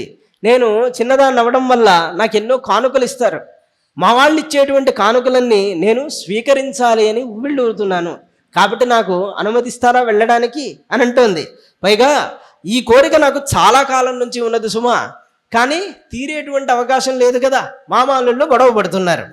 పుట్టుక లేనివాడా అని సంబోధిస్తోంది. దానికి కారణం ఏంటంటే జన్మించిన వాడికి బంధం యొక్క విలువ తెలుస్తుంది, మరి నీకు పుట్టుక లేదు, పుట్టుక లేని వాడికి బంధం ఎట్లా తెలుస్తుంది? కాబట్టి నువ్వు నిబ్బరంగా ఉన్నావయ్యా, నేను పుట్టాను, నాకంటూ ఓ తండ్రి ఉన్నాడు, మరి వాడిని చూసుకోవద్దు నువ్వు నన్నంటే ఎలాగా? అందువల్ల నేను వెళ్తాను స్వామి అని పరిపరి విధాలుగా అంటుందట. పశ్య ప్రజాంతీర భవాన్యయోషిత ఇత్యలంకృతా కాంతసఖావరూథశ. ఒక్కసారి ఆకాశంలోకి చూడు స్వామి, పశ్య ఎలా వెళ్తున్నారు, పుష్పక విమానాల్లో భర్తలతో కూడి గుంపులు గుంపులుగా వెళ్తున్నారు. ఈ విధంగా ఉంటే నన్ను మాత్రం నువ్వు వెళ్ళొద్దండం తగుతుందా అని చెప్పి అనేక రకాలుగా మాట్లాడుతోంది. ఇదంతా విని పరమేశ్వరుడు అంటున్నాడు, త్వయోదితం శోభనమేవ శోభనే, నువ్వు చెప్పిందంతా సమంజసమే సుమా పార్వతి అన్నాడు. వెంటనే కాదు అంటే ఎంత కోపం వస్తుంది. కాబట్టి త్వయోదితం శోభనమేవ శోభనే అనాహుత అప్యభిడంతి బంధుషు. పార్వతి మాట్లాడుతూ మాట అంటుంది, అయిన వాళ్ళింటికి పిలవకపోయినా వెళ్ళొచ్చు కదా, కాబట్టి ఏం కాదులే, మామగారు పిలవలేదు అనుకోవద్దు, అక్కడ వెళ్ళగానే మెత్తబడిపోతారు, నా ముఖం చూడగానే అంతా సరిపోతుంది అంటుంది అమ్మవారు. కానీ స్వామి చెప్తున్నాడు, పిలవని వారింటికి వెళ్ళాలి, మనవాళ్ళైతే నువ్వు చెప్పిన మాట నిజమే, కానీ దోష దృష్టి ఉన్నటువంటి వాళ్ళ ఇంటికి వెళ్ళకూడదు సుమా. అట్లాగా వెళితే వాళ్ళు మనల్ని చాలా అవహేళన చేస్తారు. విద్య తపో విత్త వపుహు వయః కులై సతాం గుణై షడ్భి అసత్తమేతరై. పరమేశ్వరుడు చెప్పినటువంటి మంచి నీతి ఇది. చదువు, తపస్సు, డబ్బు, మంచి అందము, గొప్ప కులంలో ఉండడం, ఇవన్నీ కూడా మంచి వాళ్ళకి గొప్పగా ఉపయోగపడతాయి. అంటే మంచి వాళ్ళని మంచి వైపు నడిపిస్తాయి, చెడ్డవాళ్ళని ఇంకా చెడు మార్గంలో నడిపిస్తాయి సుమా. మంచివాడికి చదువు ఉంటే వాడి విద్య వాడికి వినయాన్ని నేర్పిస్తుంది, చెడ్డవాడికి చదువు ఉంటే ఆ చదువు వాడికి గర్వాన్ని నేర్పిస్తుంది. మంచివాడికి తపస్సుంటే లోకక్షేమాన్ని నేర్పిస్తుంది, చెడ్డవాడికి తపస్సుంటే అది క్రోధాన్ని నేర్పిస్తుంది. అలాగే మంచివాడికి డబ్బు ఉంటే పరోపకారాన్ని నేర్పిస్తుంది, చెడ్డవాడికి డబ్బు ఉంటే దుర్వినియోగాన్ని నేర్పిస్తుంది. ఇలా ఇవే వస్తువులు మంచివాడికి ఒకలాగా ఉపయోగపడతాయి, చెడ్డవాడికి ఒకలాగా ఉపయోగపడతాయి. ఇప్పుడు గర్వం చేత దూషితుడైపోయి ఉన్నాడు ఈ దక్షుడనేవాడు. అతనికి చెప్పినటువంటి 6 ఉన్నాయి, అంటే 6 రకాల సంపదలు ఉన్నాయి, కానీ ఉండాల్సినటువంటి మంచితనమే లేదు సుమా. గర్వంతో ఉన్నాడు అతడు. నైతాదృశానాం స్వజనం వ్యపేక్షడా గృహాన్ ప్రతీజాదనవస్థితాత్మనాం ఏభ్యాగతాన్ వక్రధిజా అభిచక్షతే. ఎంత చక్కగా చెప్పాడో, వక్రధిజా అభిచక్షతే. ఒకవేళ మనం వాళ్ళ ఇంటికి వెళ్ళి నేను నీవాణ్ణి అన్నా కూడా కనుబొమ్మలు ముడివేసి చాలా వంకరగా చూస్తారు సుమా. మనల్ని కాల్చివేలా చూస్తూ ఉంటారు, కాల్చివేసేలా చూస్తారు, కనుక అక్కడికి వెళ్ళకూడదు. పైగా బాణం దెబ్బ తిన్నప్పుడు మనిషి కోలుకుంటాడు. ఈ కాలంలో బుల్లెట్ దెబ్బ అనుకోండి, ఎక్కడైనా దెబ్బ తగిలితే కొంతకాలానికి మెల్లగా కోలుకుంటాడు. కానీ తన వాళ్ళే అయిన బంధువుల మాటలు గనక ఒకటి గుండెకి గుచ్చుకుంటే వాడు ఇక ఎన్నటికీ కోలుకోడు సుమా. అలాంటి దెబ్బ మనం తినకూడదు.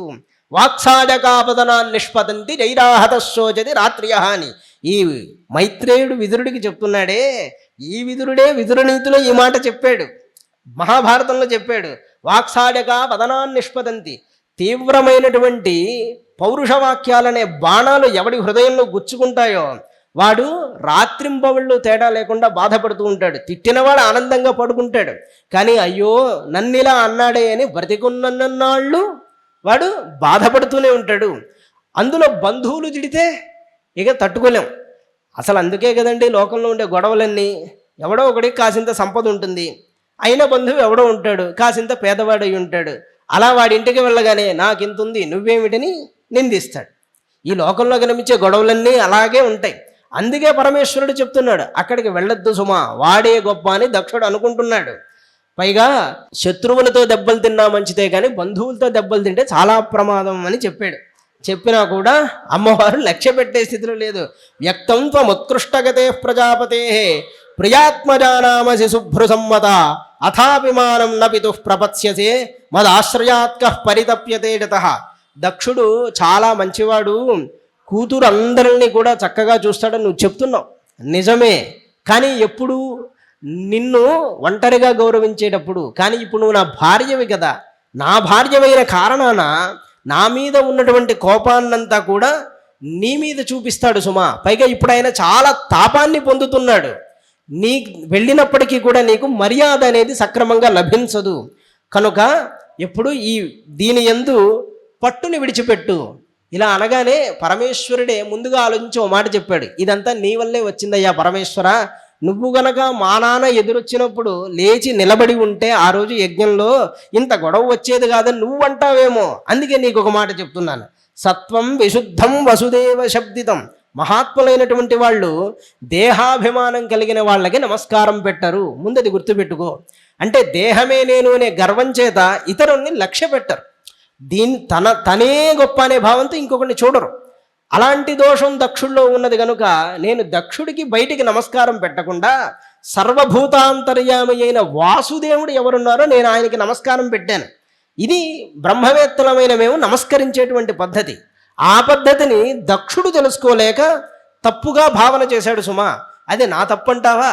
తత్తే నిరీక్ష్యో న పితాపి దేహకృత్ దక్ష మమద్విట్ తదను వ్రతాశ్చర్యే యో విశ్వసృగ్ యజ్ఞగతం వరోరు మా మనాగసందురు వచసా కరోత్తిరాహ.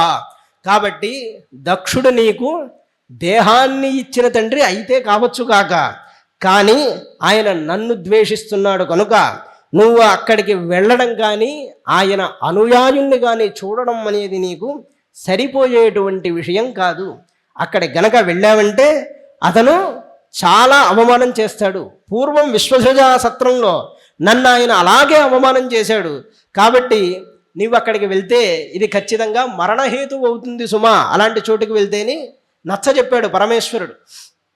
మైత్రేయ మహర్షి ఈ సంఘటన అంతా చెప్తున్నాడు. ఏతావదుక్త్వా విరరామ శంకర. ఇలా మాట్లాడి శంకరుడు విరమించాడు అన్నాడు. ఎందుకు విరమించాడు అంటే పత్నియంగనాశము శుభజత్ర చింతజన్ను. వెళ్ళు అని చెబితే అక్కడికి వెళ్ళిన కారణం వల్ల దక్షుడు అవమానిస్తాడు కాబట్టి ఆమె శరీరం విడిచిపెడతారు. ఒకవేళ వెళ్ళొద్దు అని చెబితే వెళ్ళనందువల్ల బంధు వియోగంతో ఇక్కడ శరీరం విడిచిపెడతారు అమ్మవారు. అయ్యో మా వాళ్ళ దగ్గరికి వెళ్ళొద్దన్నావా అని. ఈ విధంగా ఎటు చూసినా సరే అమ్మవారికి దేహనష్టం కలుగుతుంది కదా అని లోపల చింతించిన పరమేశ్వరుడు ఎంత మేర చెప్పాలో అంతవరకే చెప్పి మౌనాన్ని వహించాడు. కానీ ఈమె యందు మాత్రం చాలా గట్టి కోరిక కలిగినదట. ఆ సమయంలో చెప్తారు, శివుడి మాటని కాదనలేక వెళ్లకుండా కాసేపు అలా కూర్చుంటుందట. వెంటనే శివుడి మీద చాలా కోపం వస్తుంది. వచ్చి కొంత దూరం వెళ్ళి మళ్ళీ వెనక్కి వస్తుందట. మళ్ళీ వెనక్కి వచ్చి మళ్ళీ వెళ్తూ ఉంటుందట. అలా ఉన్నదయ్యా అమ్మవారి పరిస్థితి. ఆ సమయంలో అమ్మవారు చూసిన చూపులు పరమేశ్వరుణ్ణి కాల్చేస్తాయా అన్నట్టున్నాయి. భవం భవాణ్య ప్రతిపూరుషం రుషా ప్రధక్ష్యతి వైక్షత జాతవే పధు. పరాశక్తి కదా, ఆమె చూపులు అలా ఉన్నాయట. తతో వినిశ్వస్య సతీ విహారితం శోకేన రోషేణ చ దూజతా హృదా పిత్రోరగాత్స్త్రైణ విమూఢధీర్గృహాన్ ప్రేమ్నాత్మనో యోర్ధమదాత్సతాం ప్రియ. ఒక పక్క కోపంతోనూ దుఃఖంతోనూ ఊగిపోతూ చివరికి కొంత తడవకి ఏదేమైతే అయిందిలే అక్కడికి వెళ్ళి మళ్ళీ కైలాసానికి వద్దామని తనకు తానే నిశ్చయం చేసుకుని బయలుదేరింది దక్షుడి యజ్ఞానికి. ఎలా బయలుదేరిందట? చక్కగా మరి ఆ లోకపాలకుల భర్తలందరూ భార్యలందరూ అక్కడికి వచ్చారంటే ఎలా వెళ్తారు కదా, చక్కగా గొప్పగా వెళ్తారు. వెంటనే అమ్మవారు బయలుదేరుతుంటే నందీశ్వరుడు వచ్చేట. నందీశ్వరుడి పైన చక్కగా అధిష్ఠింపజేశారు.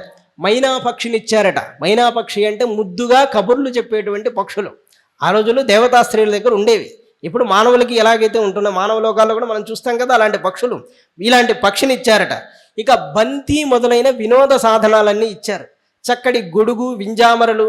కైలాసంలో సతీదేవి స్థాయికి ఏమేమి ఉండాలో, ఒక లోకపాలకుడి భార్యకి ఏమేమి ఉండాలో అవన్నీ కూడా ఏర్పాటు చేయగా అమ్మవారు కదిలి దక్షుడి యొక్క యజ్ఞవాటకకు ప్రవేశించారు. అక్కడికి వెళ్ళిన తర్వాత అక్కడ జరుగుతున్న తంతంతా గమనించారు. అంతా చక్కగా ఉన్నది. మొత్తం వేద మంత్రాలు. ఓహో, దక్షుడి యొక్క వైభవానికి ఏమి చక్కగా ఉంటుంది.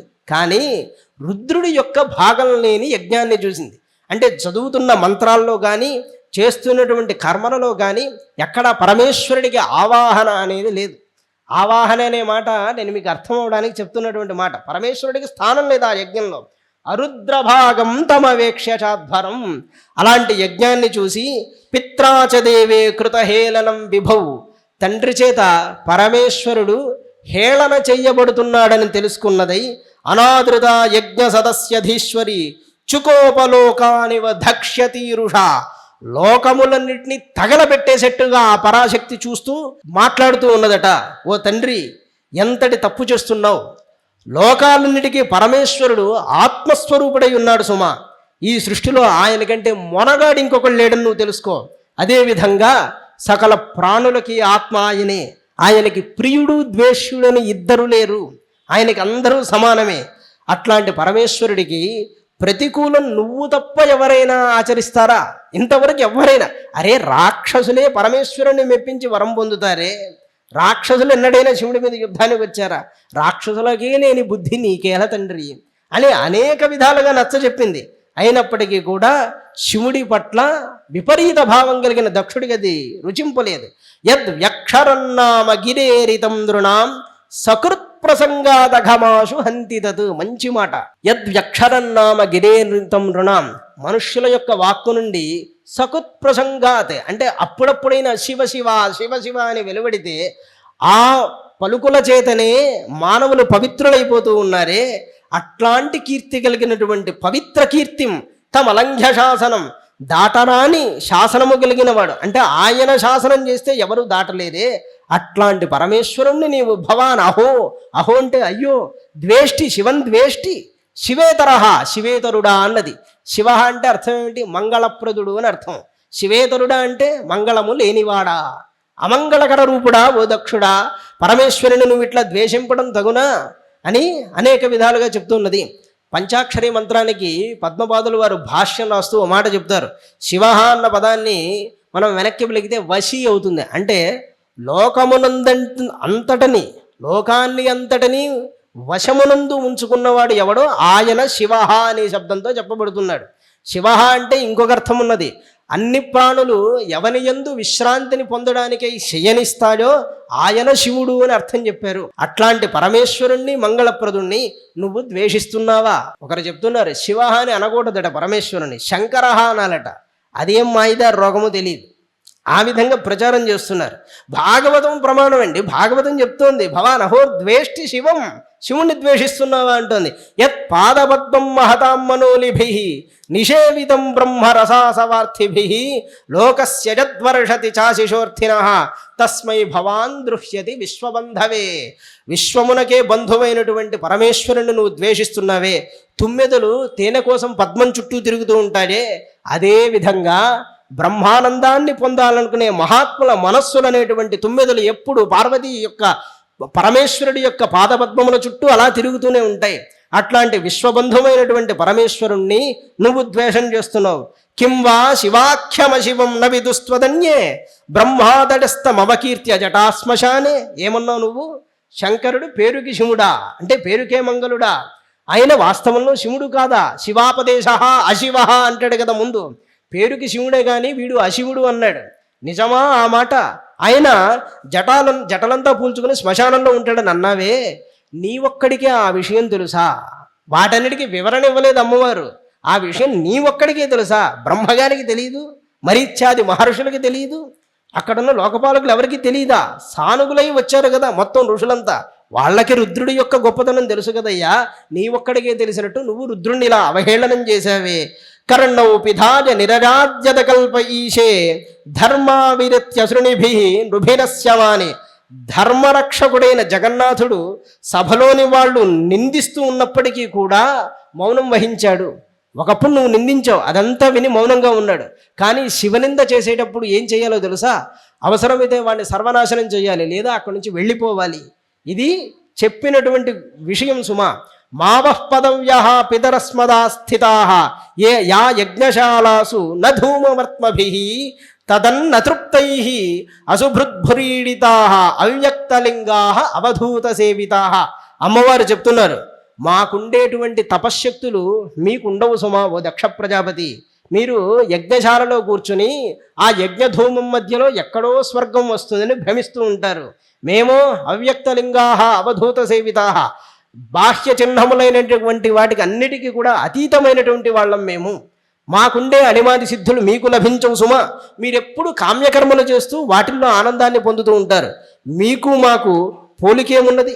ఎప్పుడైనా పరమేశ్వరుడు పరిహాసంగా దాక్షాయణి అని నన్ను పిలిచాడనుకో, అయ్యో ఈ శరీరం దక్షుడి వల్ల వచ్చింది కదా అని తర్వాత నేను బాధపడతాను సుమా. అనగా ఇక్కడి నుంచి వెళ్ళిపోయి బ్రతి స్థితి ఏర్పడుతుంది. ఇది నేను తట్టుకోలేను సుమా. అహో అనాత్మ్యం మహదస్య పశ్యత. అక్కడ ఉన్నవాళ్ళని ఉద్దేశించి అంటోందట. ఎలా జరుగుతోంది సుమా, దీన్నంతా ఎవరు ఆపేవాళ్లే లేరా అని పరిపరి విధాలుగా అనుకుని అమ్మవారు వెంటనే తతస్వభర్తుశరణాంబుజాసవం ఒక్కసారి పరమేశ్వరుడి యొక్క పాదాలని మనస్సులో స్మరణం చేసింది. జగద్గురోహో చింతడి దీన చాపరం. పరమేశ్వరుడు తప్ప దేనిని స్మరించినటువంటి ఆమె చక్కగా ధ్యానం చేయగానే ఆమెకి అమృతం వంటి హృదయానందం కలిగింది. అప్పుడు సమాధిలో ఉండగా బాహ్య స్మృతి లేకుండా ఉన్నప్పుడు ప్రాణాపానములను ఆమె నిరోధించి చక్కగా తన శరీరాన్ని విడిచిపెట్టినది అని చెప్పాడు. అంటే అమ్మవారు దేహత్యాగం చేసేశారు. అక్కడ ఉన్నటువంటి వాళ్ళందరూ కూడా అయ్యో ఎంత పని జరిగింది, అమ్మవారు స్వయంగా దేహత్యాగం చేస్తున్న దక్షుడు వచ్చి వారించలేదు కదా. అమ్మవారు చాలా చెప్పారు, నాయన శివుణ్ణి ద్వేషింపవద్దు అని ఎంత చెప్పినప్పటికీ వినలేదు. దక్షుడు ఇంకొంచెం గర్వాన్ని ప్రకటించాడు. ఆ కారణం చేత ఇక ఆమె ఉండబట్టలేక ఆ శరీరాన్ని దక్షుడి యొక్క యజ్ఞవాటికలోనే త్యాగం చేశారు. ఆ తల్లి అలా త్యాగం చేసిన తర్వాత అక్కడ హాహాకారములన్నీ మిన్నుముట్టాయి. ఈ విషయం ఇప్పుడు ఎవరికి తెలియాలిక? ఇది జరిగింది. అక్కడ దాకా వెళ్ళాలి. ఎవరు తీసుకువెళ్ళాలి? నారాయణ నారాయణ, అంతే కదా. నారదుల వారు అక్కడికి తీసుకెళ్ళాలి. వెంటనే మైత్రేయ మహర్షి చెబుతున్నాడు, ఒక పక్క దక్షుడి యజ్ఞం దగ్గర ఈ విషయం అంతా జరిగింది. జరగగానే అక్కడికి మోసినటువంటి ఒక ఆయన ఉన్నాడయ్యా. భవో భవాన్యా నిధనం ప్రజాపతే అసత్కృతాజ అవగమ్య నారదాత్ స్వపార్షద సైన్యంచ తదధ్వరుర్భి విద్రావితం క్రోధం అపారమారదే. అక్కడ జరిగిన సంఘటనలు చాలా ఉన్నాయండి. కొన్ని నందీశ్వరుడికి అమ్మవారు ఇలా ప్రాణత్యాగం చేశారనగానే చాలా కోపం వచ్చింది, చండీశ్వరుడు మొదలైనటువంటి వాళ్ళకి. అప్పుడు వెంటనే వీళ్ళు కొంచెమే సైన్యం ఉండడం వల్ల కోపాన్ని తట్టుకోలేక తిరగబడ్డారు. కానీ అక్కడున్న భృగు మహర్షి ఏం చేశాడు, వెంటనే ఇంకొక యజ్ఞం చేసి రుభువులు అనబడేటువంటి దేవతని సృష్టించాడు. ఆ రుభువనే దేవతలు యజ్ఞకుండం వచ్చి బయటకు వచ్చి కొద్ది మాత్రమే ఉన్నటువంటి ఈ శివ సైన్యాన్ని పారద్రులేరు. ఇది జరిగినటువంటి విషయం. ఈ విషయాన్ని మొత్తం చక్కగా పూసగుచ్చినట్టుగా పరమేశ్వరుడికి ఎరిగించారు నారదుల వారు. ఇదిగోనయ్యా ఇలా జరిగిందే అధర్మం అయితే నీ సైన్యాన్ని చితగ్గొట్టేలాగా భృగువు యజ్ఞం చేశాడయ్యా, అందువల్ల ఇంకొంచెం ఉపద్రవం ఏర్పడిందని విషయం మొత్తం చెప్పారు. అది వినగానే ఇక అప్పుడు స్వామి క్రుద్ధ సుదష్టౌష్ఠపుట సధూర్జటి జటాంతడి ధ్వన్హి సటోగ్రరోచిషం అంటాడు. క్రుద్ధ ముందు కోపించాడట, వెంటనే పళ్ళు కొరికాడట, పెదాన్ని బిగబట్టి ఒక్క జటలు పెరిగి ఆ కైలాస శిఖరం మీద కొట్టాడట. దీన్ని ఇక్కడి నుంచి నిజంగా మన తెలుగులో చెప్పుకుంటేనే చాలా బాగుంటుంది. పోతన భాగవతం దీన్ని ఆవిష్కరించినటువంటి తీరు చాలా బాగుంటుంది. ఆద్యుండు ఉగ్రుండు నీలకంఠుండు ఇభదైత్యారాతి దష్టోష్ఠుండై మాద్యద్భూరి మృగేంద్ర ఘోషమున భూయిమ ప్రక్రియన్నవ్వుచున్ విద్యుద్వన్హి శిఖా సముచ్చజరుచున్ వెల్గొందు చెంచజ్జటన్ సద్య క్రోధముతోడ బుచ్చి వెడిచన్ క్ష్మాచక్ర మధ్యంబునన్. భయంకరంగా నవ్వుతూ మృగేంద్ర ఘోషమున అనగా సింహం వలె నమ్ముతున్నవాడై విద్యుద్వన్హి శిఖా సముచ్చయరుచిన్, విద్యుద్వన్హి అంటే మెరుపు తీగల వలె జ్వలిస్తున్నటువంటి ఆ జటలోంచి ఒక చిన్న జటను, ఆ శిఖలోంచి ఒక జటను తీసి భూమి మీద కొట్టాడట. అప్పుడు ఒక మహానుభావుడు ఆవిర్భవించాడు. ఇట్లు పెరకి వేచిన రుద్రుని జటయందు అభ్రంలిహాదభ్రవిభ్రమభ్రమ కృన్నీల దీర్ఘ శరీరమరన్, గొప్పదైనటువంటి నాలుకతో ఆకాశము మొత్తాన్ని పిండి చేసేస్తాడా అన్నట్లుగా ఉన్నటువంటి నీల దీర్ఘ శరీరం కలిగిన వాడు ప్రజ్వలజ్వలన దీప్త జ్వాలికా జాల జాజ్వల్యమాన కేశములు మెరజన్ చండ దిగ్వేదండ శుండాభదుర్దండ సాహస్రధృతి హేతి సంఘమొప్ప వీక్షణత్రజలోక వీక్షణద్యుతిలోక వీక్షణతతి దుర్నిరీక్ష్యముగను అంటారు. ప్రజ్వలజ్వలన దీప్త జ్వాలికాజాల జాజ్వల్యమాన కేశములు మెరయ అంటే ప్రళయకాలంలోని జ్వాలలు ఉంటాయి కదా, మనం అలా అర్థం చేసుకుంటేనే బాగుంటుంది. ఎందుకంటే వీరభద్రుడి యొక్క రూపం అట్లాంటిది కదా. ఆ కేశములన్నీ కూడా జ్వాలల్లాగా మెరిసిపోతూ ఉన్నాయట. పైగా దిగ్గజముల యొక్క తొండాల వంటి బాహువులు కలిగినటువంటి వాడు. అట్లాంటి బాహువులతో సాహస్ర ధృతిహేతి సంఘమొప్ప, ఎన్ని బాహువులు అంటే వేలాది బాహువులు అని చెప్పాడు. నిజానికి వీరభద్రుడు యుద్ధానికి బయలుదేరేది ఎలా ఉన్నది అంటే శివపురాణంలో చెప్తాడు, 10,000 సింహాలు పూల్చిన రథం పైన వీరభద్రుడు వెళ్ళాట. అంటే ఆయన ఎలాంటి వాడై ఉంటాడు? సాహస్ర ధృతిహేతి సంఘమొప్ప, ఈ విధంగా ఉంటూ క్రకచ కఠిన కరాళ దంష్ట్రులు వెలుంగా ఘనకపాలాస్తి వనమాలికలను దనరన్ అఖిలలోక భయంకరుండగుచు వీరభద్రుడు ఉదగించే మారట రుద్రుండగుచున్. క్రకచ కఠిన కరాళ దంష్ట్రులు వెలుంగా, ఉగ్రమైనటువంటి రూపానికి కోరలు ఎప్పుడు చిత్రీకరిస్తారు కదండి, అది ఏ దేవుడికైనా ఉంటుంది. నరసింహస్వామి కూడా కోరలు ఉంటాయి కదా, ఆ ఉగ్రత్వానికి అది సంకేతం. పెద్ద పెద్ద కోరలు ఉంటే అతి భయంకరంగా వెలుగుతూ ఉండగా కపాలములనే వనమాలలుగా ధరించిన వాడై అఖిలలోక భయంకరుడై ఆ వీరభద్రుడు ఇంకొక రుద్రుడా అన్నట్టు అవతరించాడయ్యా. వీరభద్రుడు విహత విద్వేషి భద్రుండు అగుచున్. వీరభద్రుడు ఎందుకు వచ్చాడంటే విద్వేషి భద్రుడు, విహత విద్వేషి భద్రుండు, ద్వేషుల్ని సంహారం చేసి మొక్కిన వారికి మంచిని చేసేటువంటి వాడు ఆయన. వేయి చేతులు మొగచి వినడమొసంగ నేనేమి చేయుదు అన్నట్ట. తన యొక్క 1000 చేతులు చాచి అంటే నమస్కారం పెట్టి నేనేం చెయ్యాలయ్యా ఆజ్ఞరివు అన్నట్ట. అనగానే పరమేశ్వరుడు చెప్తున్నాడు, గురుభుజ శౌర్య భూరి రణకోవిద, అతి గొప్ప బాహుబలం గలవాడా, రణ విద్యడందు నిష్ణాతుడా, మద్భటకోటికెల్ల నీ వరడ వరుధిని వరుండవైచని, నా యొక్క భటులందరికీ కూడా నువ్వు సేనా నాయకుడివై ఉండి యజ్ఞము కూడా దక్షుణ్ణి పరువడింద్రుంపు, యజ్ఞమును నాశనం చెయ్యి దక్షుణ్ణి చంపు. 2 కారణాలు ఇక్కడ చెప్పాడు, పనులు చెప్పాడు పరమేశ్వరుడు. యజ్ఞమును నాశనం చేయమన్నాడు, దక్షుణ్ణి చంపేసేయి ఉంచొద్దని చెప్పాడు. లయకారుడి ఆజ్ఞకు తిరుగుంటుందా, మీవచట బ్రాహ్మణ తేజనం అజేయమంటివేని ఇక్కడో మాట అంటున్నాడు. ఇంత పూర్వం అంటే అమ్మవారు దహనమైపోయినప్పుడు భృగువు యజ్ఞం చేసి కొంతమందిని పుట్టించి అంటే యజ్ఞం నుండి జన్మింపజేసి పరాజితుల్ని చేశాడు కదా. ఇప్పుడు అలా జరుగుతుంది అనుకుంటున్నావేమో, అలా కుదరదు. బ్రాహ్మణ తేజం అజేయం అంటే బ్రాహ్మణ తేజస్సు గెలవడం కుదరదని అనుకోవద్దు. మదంశ సంభవుండమైన తగు నీకు అసాధ్యమయ్యడం, నీకు అసలు అసాధ్యమే లేదు, పో నీవు ఏది చేస్తే ఏది అన్నాడు. అనగానే కుపిత చిత్తుండయ్య ఆజ్ఞాపించిన అట్లేయగుగాక అన్నాడు.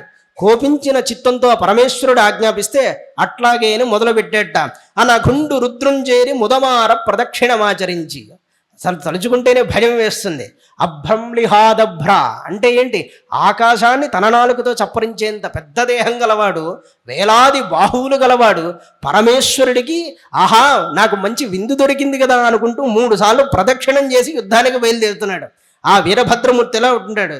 అనివార్య వేగంబునన్ కుంభిని గ్రక్కదలన్, ఆ వేగంతో వెళుతూ ఉంటే భూమి అంతా కంపించిపోతుందట. ఆయనకున్నటువంటి నూపురములు అంటామే, ఈ కాళ్ళకి కట్టుకునే గజ్జలు, ఝళధ్వనిమణి నూపురంబుల పదంబులం రోజగా భీషణ ప్రబలం దనరన్ కృతాంతకాంతక శితస్ఫుట శూలం పూని చచ్చరన్. యముడిని కూడా దహించేటువంటి అతి గొప్పదైనటువంటి శూలాన్ని పట్టుకుని బయలుదేరుతున్నాడు. సరభస వృత్తి నట్లరుగు సైన్య పదాహత ధూత ధూళి ధూసరిత కుబేర దిక్తటము. సరభస వృత్తి అంటే చెదరిపోయి ఉన్నటువంటి దీన్నంతా చూసినటువంటి దక్షయజ్ఞ వాటికలో ఉన్నటువంటి వాళ్ళు భయపడుతూ అనుకుంటున్నారట, దక్షుడు మొదలైన వాళ్ళు, ఏంటిది ఈ సమయంలో ఇంత పొగ కప్పేసిందేమిటి, మనకిది అర్థం కావట్లేదు. రజపటలం పటంచు నివ్వెర పడికిలి ఆత్మల వివేకహీనత పొంది వెండియున్. చెయ్యవలసిన తప్పు చేశారు. ఉత్తర దిక్కు మొత్తం ధూళి ధూసరితమైపోయి ఉంటే దాన్ని చూసి భయపడుతున్నారు. ఇంత ధూళి రావడానికి ఇది సమయం కాదే, ఎందువల్ల ఇది ఎక్కడి నుంచి వస్తుంది అనుకుంటున్నారు. ఈ ధూళి పుట్టుటకు ఎయ్యది హేతువో, ఇంత భయంకరమైన ధూళి రావడానికి కారణం ఏమిటో, విలయ సమీరమా అంటే ప్రళయ వాయువా, అలాంటిదేమీ ఇప్పుడు లేదే. ప్రాచీన బరిహి ధరాపతి, ప్రాచీన బరిహి అనే ఒక రాజున్నాడే, ఆయన ఇప్పుడు రాజ్య పరిపాలన చేస్తున్నాడు. ఆయన రాజ్యంలో దొంగలు అనేవాళ్ళు ఉండడానికి వీల్లేదు. కనుక గొప్పవాళ్ళైన దొంగలు వెళ్తుంటే వచ్చే ధూళి కాదు. మరి అలాంటప్పుడు గోగణాళి రాకకు సమయంపు కాదు. గోవులు వేలాది గోవులు అలా వెళ్తుంటే ధూళి రేగిందా అని అనుకోవడానికి ఇది గోధూళి సమయం కానే కాదు. అయినను కల్పావసానంబు కాబోలు అనుకున్నారు. ఇక ప్రళయకాలం వచ్చింది కాబోలు అని అనుకున్నారట. వాళ్ళకి అర్థమైనది ఇట్టి ఔత్పాతిక రజం ఎందేని కలదే, ఇంత భయంకరమైన ధూళి ఎక్కడైనా ఉంటున్నదా అని మనముల భయమందిరి అచ్చటి జనులు భయపడ్డారట. ఎవరు? సురలు, దక్షుండు. పరమేశ్వరుణ్ణి ఎంత నిందిస్తున్నా, పార్వతీదేవి దేహత్యాగం చేస్తున్నా మౌనంగా చూస్తూ ఉన్నటువంటి దేవతలు, దక్షుడు మొదలైన వాళ్ళంతా కూడా ఈ విధంగా భావన చేశారట. అప్పుడు దక్షుడి భార్య అయినటువంటి వాళ్ళు ఇలా అనుకుంటున్నారట, భూసుర కాంతలు. ప్రసూతి అంటే దక్షుడి భార్య, ఆమె అక్కడ ఉన్నటువంటి పత్నులు, మిగిలిన మహర్షుల పత్నులు వీళ్ళందరూ అనుకుంటున్నారు, తన కూతులు చూడగని జతనయను సతి ననపరాధ తగవరి ఇట్లెగ్గొనరించిన ఈ దక్షుని ఘనపాప విపాగమిదిడగాదగుననుచున్. అయ్యో, తన చూడగా తన కూతురే అని కూడా భావించకుండా అనపరాధ, ఏ అపరాధం ఎరుగునటువంటి సతీదేవి తన కళ్ళ ముందే దహించుకుపోతూ ఉంటే అపరాధం చేస్తూ అట్లాగే ఉన్నటువంటి ఈ దక్షుడు చేసిన పాపం కాదా ఇది? ఆ పాపమే ఈ రూపంలో కనబడుతోంది, మరొకటి కాదు సుమా. కుపితాత్ముడైన దక్షుండు తన కూతుతో విరోధంబు చాలక, కోపిస్తే కోపిచ్చాడుగాక, కోపతాపాలు ఎవరికి లేవు, తన కూతురుతో విరోధం చాలక జగత్సంహార కారణుండైన రుద్రుణ్ణి క్రోధింపజేసే, ఈ జగత్తునే సంహరించే రుద్రుణ్ణి క్రోధింపజేశాడయ్యా. అసలు ఆ మహాత్ముడు ఎట్లాంటి వాడో తెలుసా? అట్లాంటి వాడి జోలికి పోవచ్చునా అని వాళ్ళలో వాళ్ళు మాట్లాడుకుంటున్నారు. సుమహిత నిశిత త్రిశూలాగ్ర సంప్రోత నిఖిల దిక్కరిరాజ నివహుండగుచు. ఆ స్వామి ఏం చేస్తాడు? ప్రళయకాలంలో దిగ్గజాలన్నిటినీ తన శూలం మీద నిలబెడతాడు సుమా, గుచ్చి. జటులోగ్ర నిష్ఠురస్తనిత గంభీరాట్టహాస నిర్భిన్నాఖిలాశుండగుచు. స్వామి ఒక నవ్వు నవ్వితే ఆ నవ్వు యొక్క ప్రభావం చేతనే బ్రహ్మాండం అంతా బ్రద్దలైపోతూ ఉంటుంది. భూరి కరాళ విస్ఫార దంష్ట్రాహతి పతిత తారాగణ ప్రచయుండగుచు. తన యొక్క దంష్ట్రల చేత అనేకమైనటువంటి గ్రహ నక్షత్ర గోళాదుల నుండి పిండి కొట్టేస్తాడు. వివిధ హేతి వ్రాత విపుల ప్రభాపుంజ మండిత చండ దోర్దండుడగుచున్. ఈయన సామాన్యమైనటువంటి వాడు కాదు, మహా తేజస్వి అంటున్నాడు.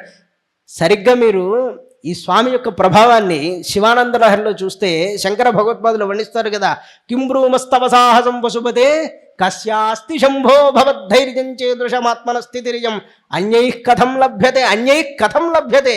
ఇంకొకటికి ఎవరికైనా ఇలాంటి స్థితి ఎక్కడ లభిస్తుందయ్యా?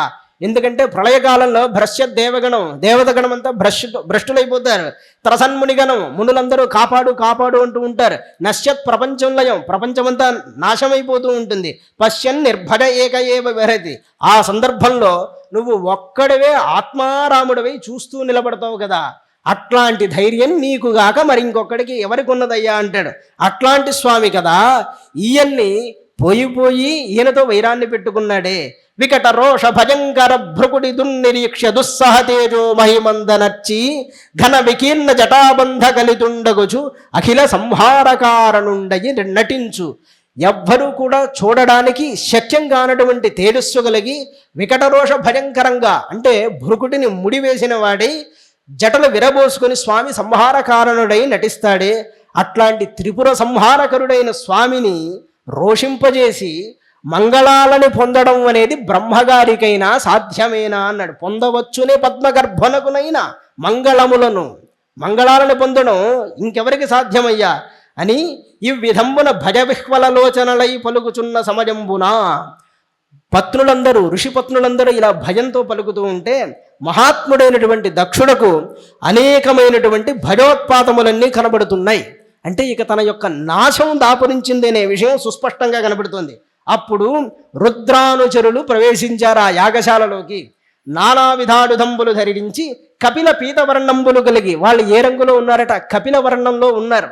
అంటే కాఫీ కలర్ అనాలేము, తేనె రంగు, తేనె కపిల వర్ణం అంటాం. కపిల వర్ణంలోనూ పసుపు వర్ణంలోనూ ఉన్నారట. ఇంకా ఒకరు అత్యంత పొట్టిగా ఉన్నారు, ఇంకొకరు అత్యంత పొడుగ్గా ఉన్నారు, ఇంకొకరు అసలు పొట్టయే లేదా అన్నట్లుగా ఉంటారట, ఇంకొకరు మొసలి పొట్టవలే ఉన్నటువంటి వాళ్ళు ఉంటారట.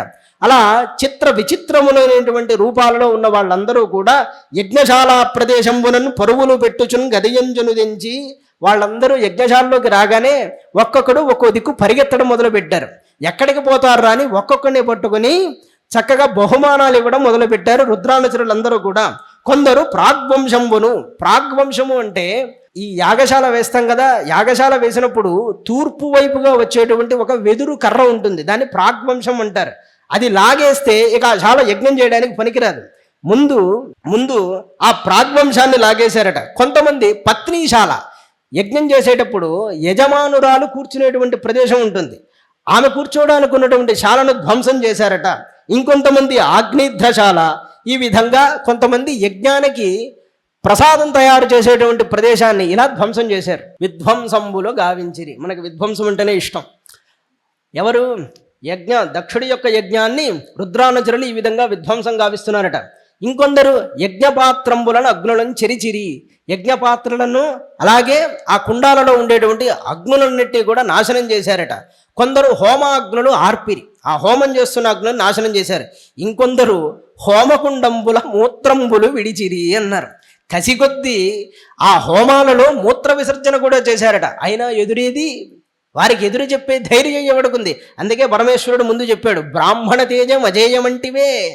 బ్రహ్మతేజస్సు గెలవరాదని అంటున్నావా? నేనున్నాను, నువ్వు వెళ్ళి చూసుకుంటాను అన్నాడు. ఇంకా ఆపేవాడెవడు? అందువల్ల వాళ్ళు ఆ విధంగా ప్రవర్తించారు. తమ తల్లి దహనమైపోయినటువంటి బాధలో ఉన్నారు కదా గణములన్నీ, అందువల్ల అలా చేశారయ్యా. కొందరు తత్పత్నుల వెరపించిరి. ఋషిపత్నుల్ని కొన్ని రుద్రగణాలు చాలా భయపెట్టాయట. పాడు చెయ్యలేదు, భయపెట్టాయి అంతే. రుద్రగణాలు ఆ విధంగా చేశాయి. మరికొందరు దేవతా నిరోధంబు గావించిరి. యజ్ఞశాలలోంచి అటు ఇటు తప్పించుకుంటూ ఉంటే దేవతలందరినీ ఎక్కడికి వెళతారా అని చుట్టుముట్టి కట్టేసి అదే యాగశాలలో బంధించేశారట. ఇక అప్పుడు మణిమంతుడు భృగు మహర్షిని మణిమంతుడు అనేటువంటి ఆయన గట్టిగా పట్టుకున్నట్ట. వీరభద్రుడు దక్షుణ్ణి పట్టుకున్నాడు. చండీశ్వరుడు పూషుడు అనే దేవతని పట్టుకున్నాడు. భగును నందీశ్వరుండును బట్టిరి. భగుడనే దేవతని నందీశ్వరుడు గట్టిగా పట్టుకున్నట్ట. ఈ విధంబున సదస్య దేవ ఋత్వింనికాయంబుల శిలలు రువ్వియు వీళ్ళని బంధించడమే కాకుండా అక్కడ ఉన్నటువంటి దేవతలందరి మీద వాళ్ళ అవయవాలన్నీ విరిగిపోయేలాగా రాళ్ళు రువ్వి, మోచేతులతో పొడిచి, అరచేతులతో కొట్టి, నానా విధాలుగా వాళ్ళని బాధ పెడితే చివరికి కాందిశీకులై ఎక్కడెక్కడే నింజనిరి. కాందిశీకులు అంటే ఆశ్రయం లేని వాళ్ళు. ఆశ్రయం లేక ఎక్కడెక్కడికో పారిపోయారట ఇంకొంతమంది. ఆ సమయంలో శివాపరాధం చేసిన ఒక్కొక్కడికి శిక్ష విధించుతూ వస్తారు ఇక్కడ శివానుచరులు. మును దక్షుండు అభవంబలు గంగ కనుగీటిన భగును బట్టి కన్నులు పెకలించను నందీశ్వరుండు. భగుడు అనేటువంటి దేవత, ఈయన సూర్యుడి యొక్క అంశ. ఈ భగుడు అనే దేవత పరమేశ్వరుణ్ణి దక్షుడు నిందిస్తూ ఉంటే కనుబొమ్మలు ఎగరేస్తూ గర్వాన్ని ప్రదర్శించేట. ఆ విషయం ఎరిగినటువంటి నందీశ్వరుడు, నీకు కళ్ళెందుకురా, శివనింద చేస్తుంటే ఇలా దుర్వినియోగం చేస్తామని కళ్ళు పీకేశాడు. అచ్చటి జనములు హాహారవంబు సందడి గులుంపగన్, అందరూ అయ్యో అయ్యో అంటున్నారట. ఆహా, కర్ణమాధుర్యంగా ఉంది కదా అని ఇంకొంచెం పీకేట నందీశ్వరుడు. కుపితుడైనాడు భవుని దక్షుడు శపింప. ఆ రోజు దక్షుడు శివుణ్ణి శపిస్తూ ఉంటే పూషుడనేవాడు పళ్ళికిలిస్తూ నవ్వేట. పూషుడంటే ఈయనొక దేవత. ఓహో, ఆ రోజు నువ్వు నవ్వావు కదా, ఈరోజు నీ పళ్ళు రాలగొడతానని చండీశ్వరుడు ఆ పూషుడనే దేవత పళ్ళు రాలగొట్టాట. ఇది ఎలా ఉన్నది అంటే కళింగుని రిదంబన బలరాముడు కళింగుడు అనేటువంటి వాడు పళ్ళు ఎలా ఊడగొట్టాడో పరమేశ్వరుడి అనుచరుడైనటువంటి ఈయన ఆ పూషుడి యొక్క పళ్ళు కూడా అట్లా ఊడగొట్టాడయ్యా. తగవేది దక్షుండు ఆ సభనగ చావు తిరస్కరించున్నాడు అట శ్మశ్రున్నగజుంజూపుట నా భృగు పగగై. అంటే భృగు అనేటువంటి మహర్షి దక్షుడు శివుణ్ణి తిడుతూ ఉంటే గడ్డం మీసాలు సవరించుకుంటూ నవ్వుతూ ఉన్నట్ట. ఓహో, ఆనోడు నువ్వు గడ్డం మీసాలు సవరించావు కదా, ఏది ఇప్పుడు సవరించుని గడ్డం మీసం బట్టి లాగేసేట ఒక దెబ్బకి. ఆ దెబ్బకి భృగువు అక్కడే కాలం చేశాడని చెప్పారు. శ్మశ్రువులు వీరభద్రుడు పెరిగన్. ఈ పని చేసింది ఎవరో కాదు, వీరభద్రుడు. అతుల దర్పోద్ధతుండై వీరభద్రుండు. ఇక సహింపరానటువంటి ఉద్ధతి కలిగిన వాడు, అంటే ఇంకొకరితో పోలికలేనటువంటి వాడు. అలాంటి వాడు దక్షు వక్షంబు ద్రొక్కి, దక్ష ప్రజాపతి యొక్క గుండె మీద కూర్చుని ఘనసిత ధారాసింగుని మేను వడంచెడు. గొప్ప పదునైనటువంటి ఖడ్గాన్ని తీసి దక్షుడి యొక్క శరీరాన్ని నరుకుతున్నప్పటికీ కూడా దక్షుడి యొక్క దేహం మాత్రం తెగలేదట. ఎందుకు అలా జరిగిందంటే దక్షుడు గొప్ప యోగ విద్యాపారీణుడు, సామాన్యుడైనటువంటి వాడు కాదు. ఆయన్ని ఎంత సంహారం చేస్తున్నా అతను మరణించకపోయేసరికి విస్మరింపు పొంది ఆశ్చర్యాన్ని పొందాడు.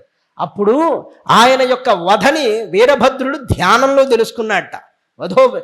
చంపడానికి ధ్యానం చేశాడంటే వీరభద్రుడు ఎంత పగబట్టి ఉండాలి. వధోపాయాన్ని చింతించి చిత్తమును చూసి మనసులో చూసి కంఠ నిష్పీడన గతిందలంచి వీడి కంఠాన్ని దునిమేయడమే సరైనటువంటి మార్గం అని తెగకపోయినప్పటికీ బలవంతంగా నరికి తెంపి చివరకు ఆ దక్షుడి యొక్క శిరస్సును యజ్ఞగుండంలో వేసేట.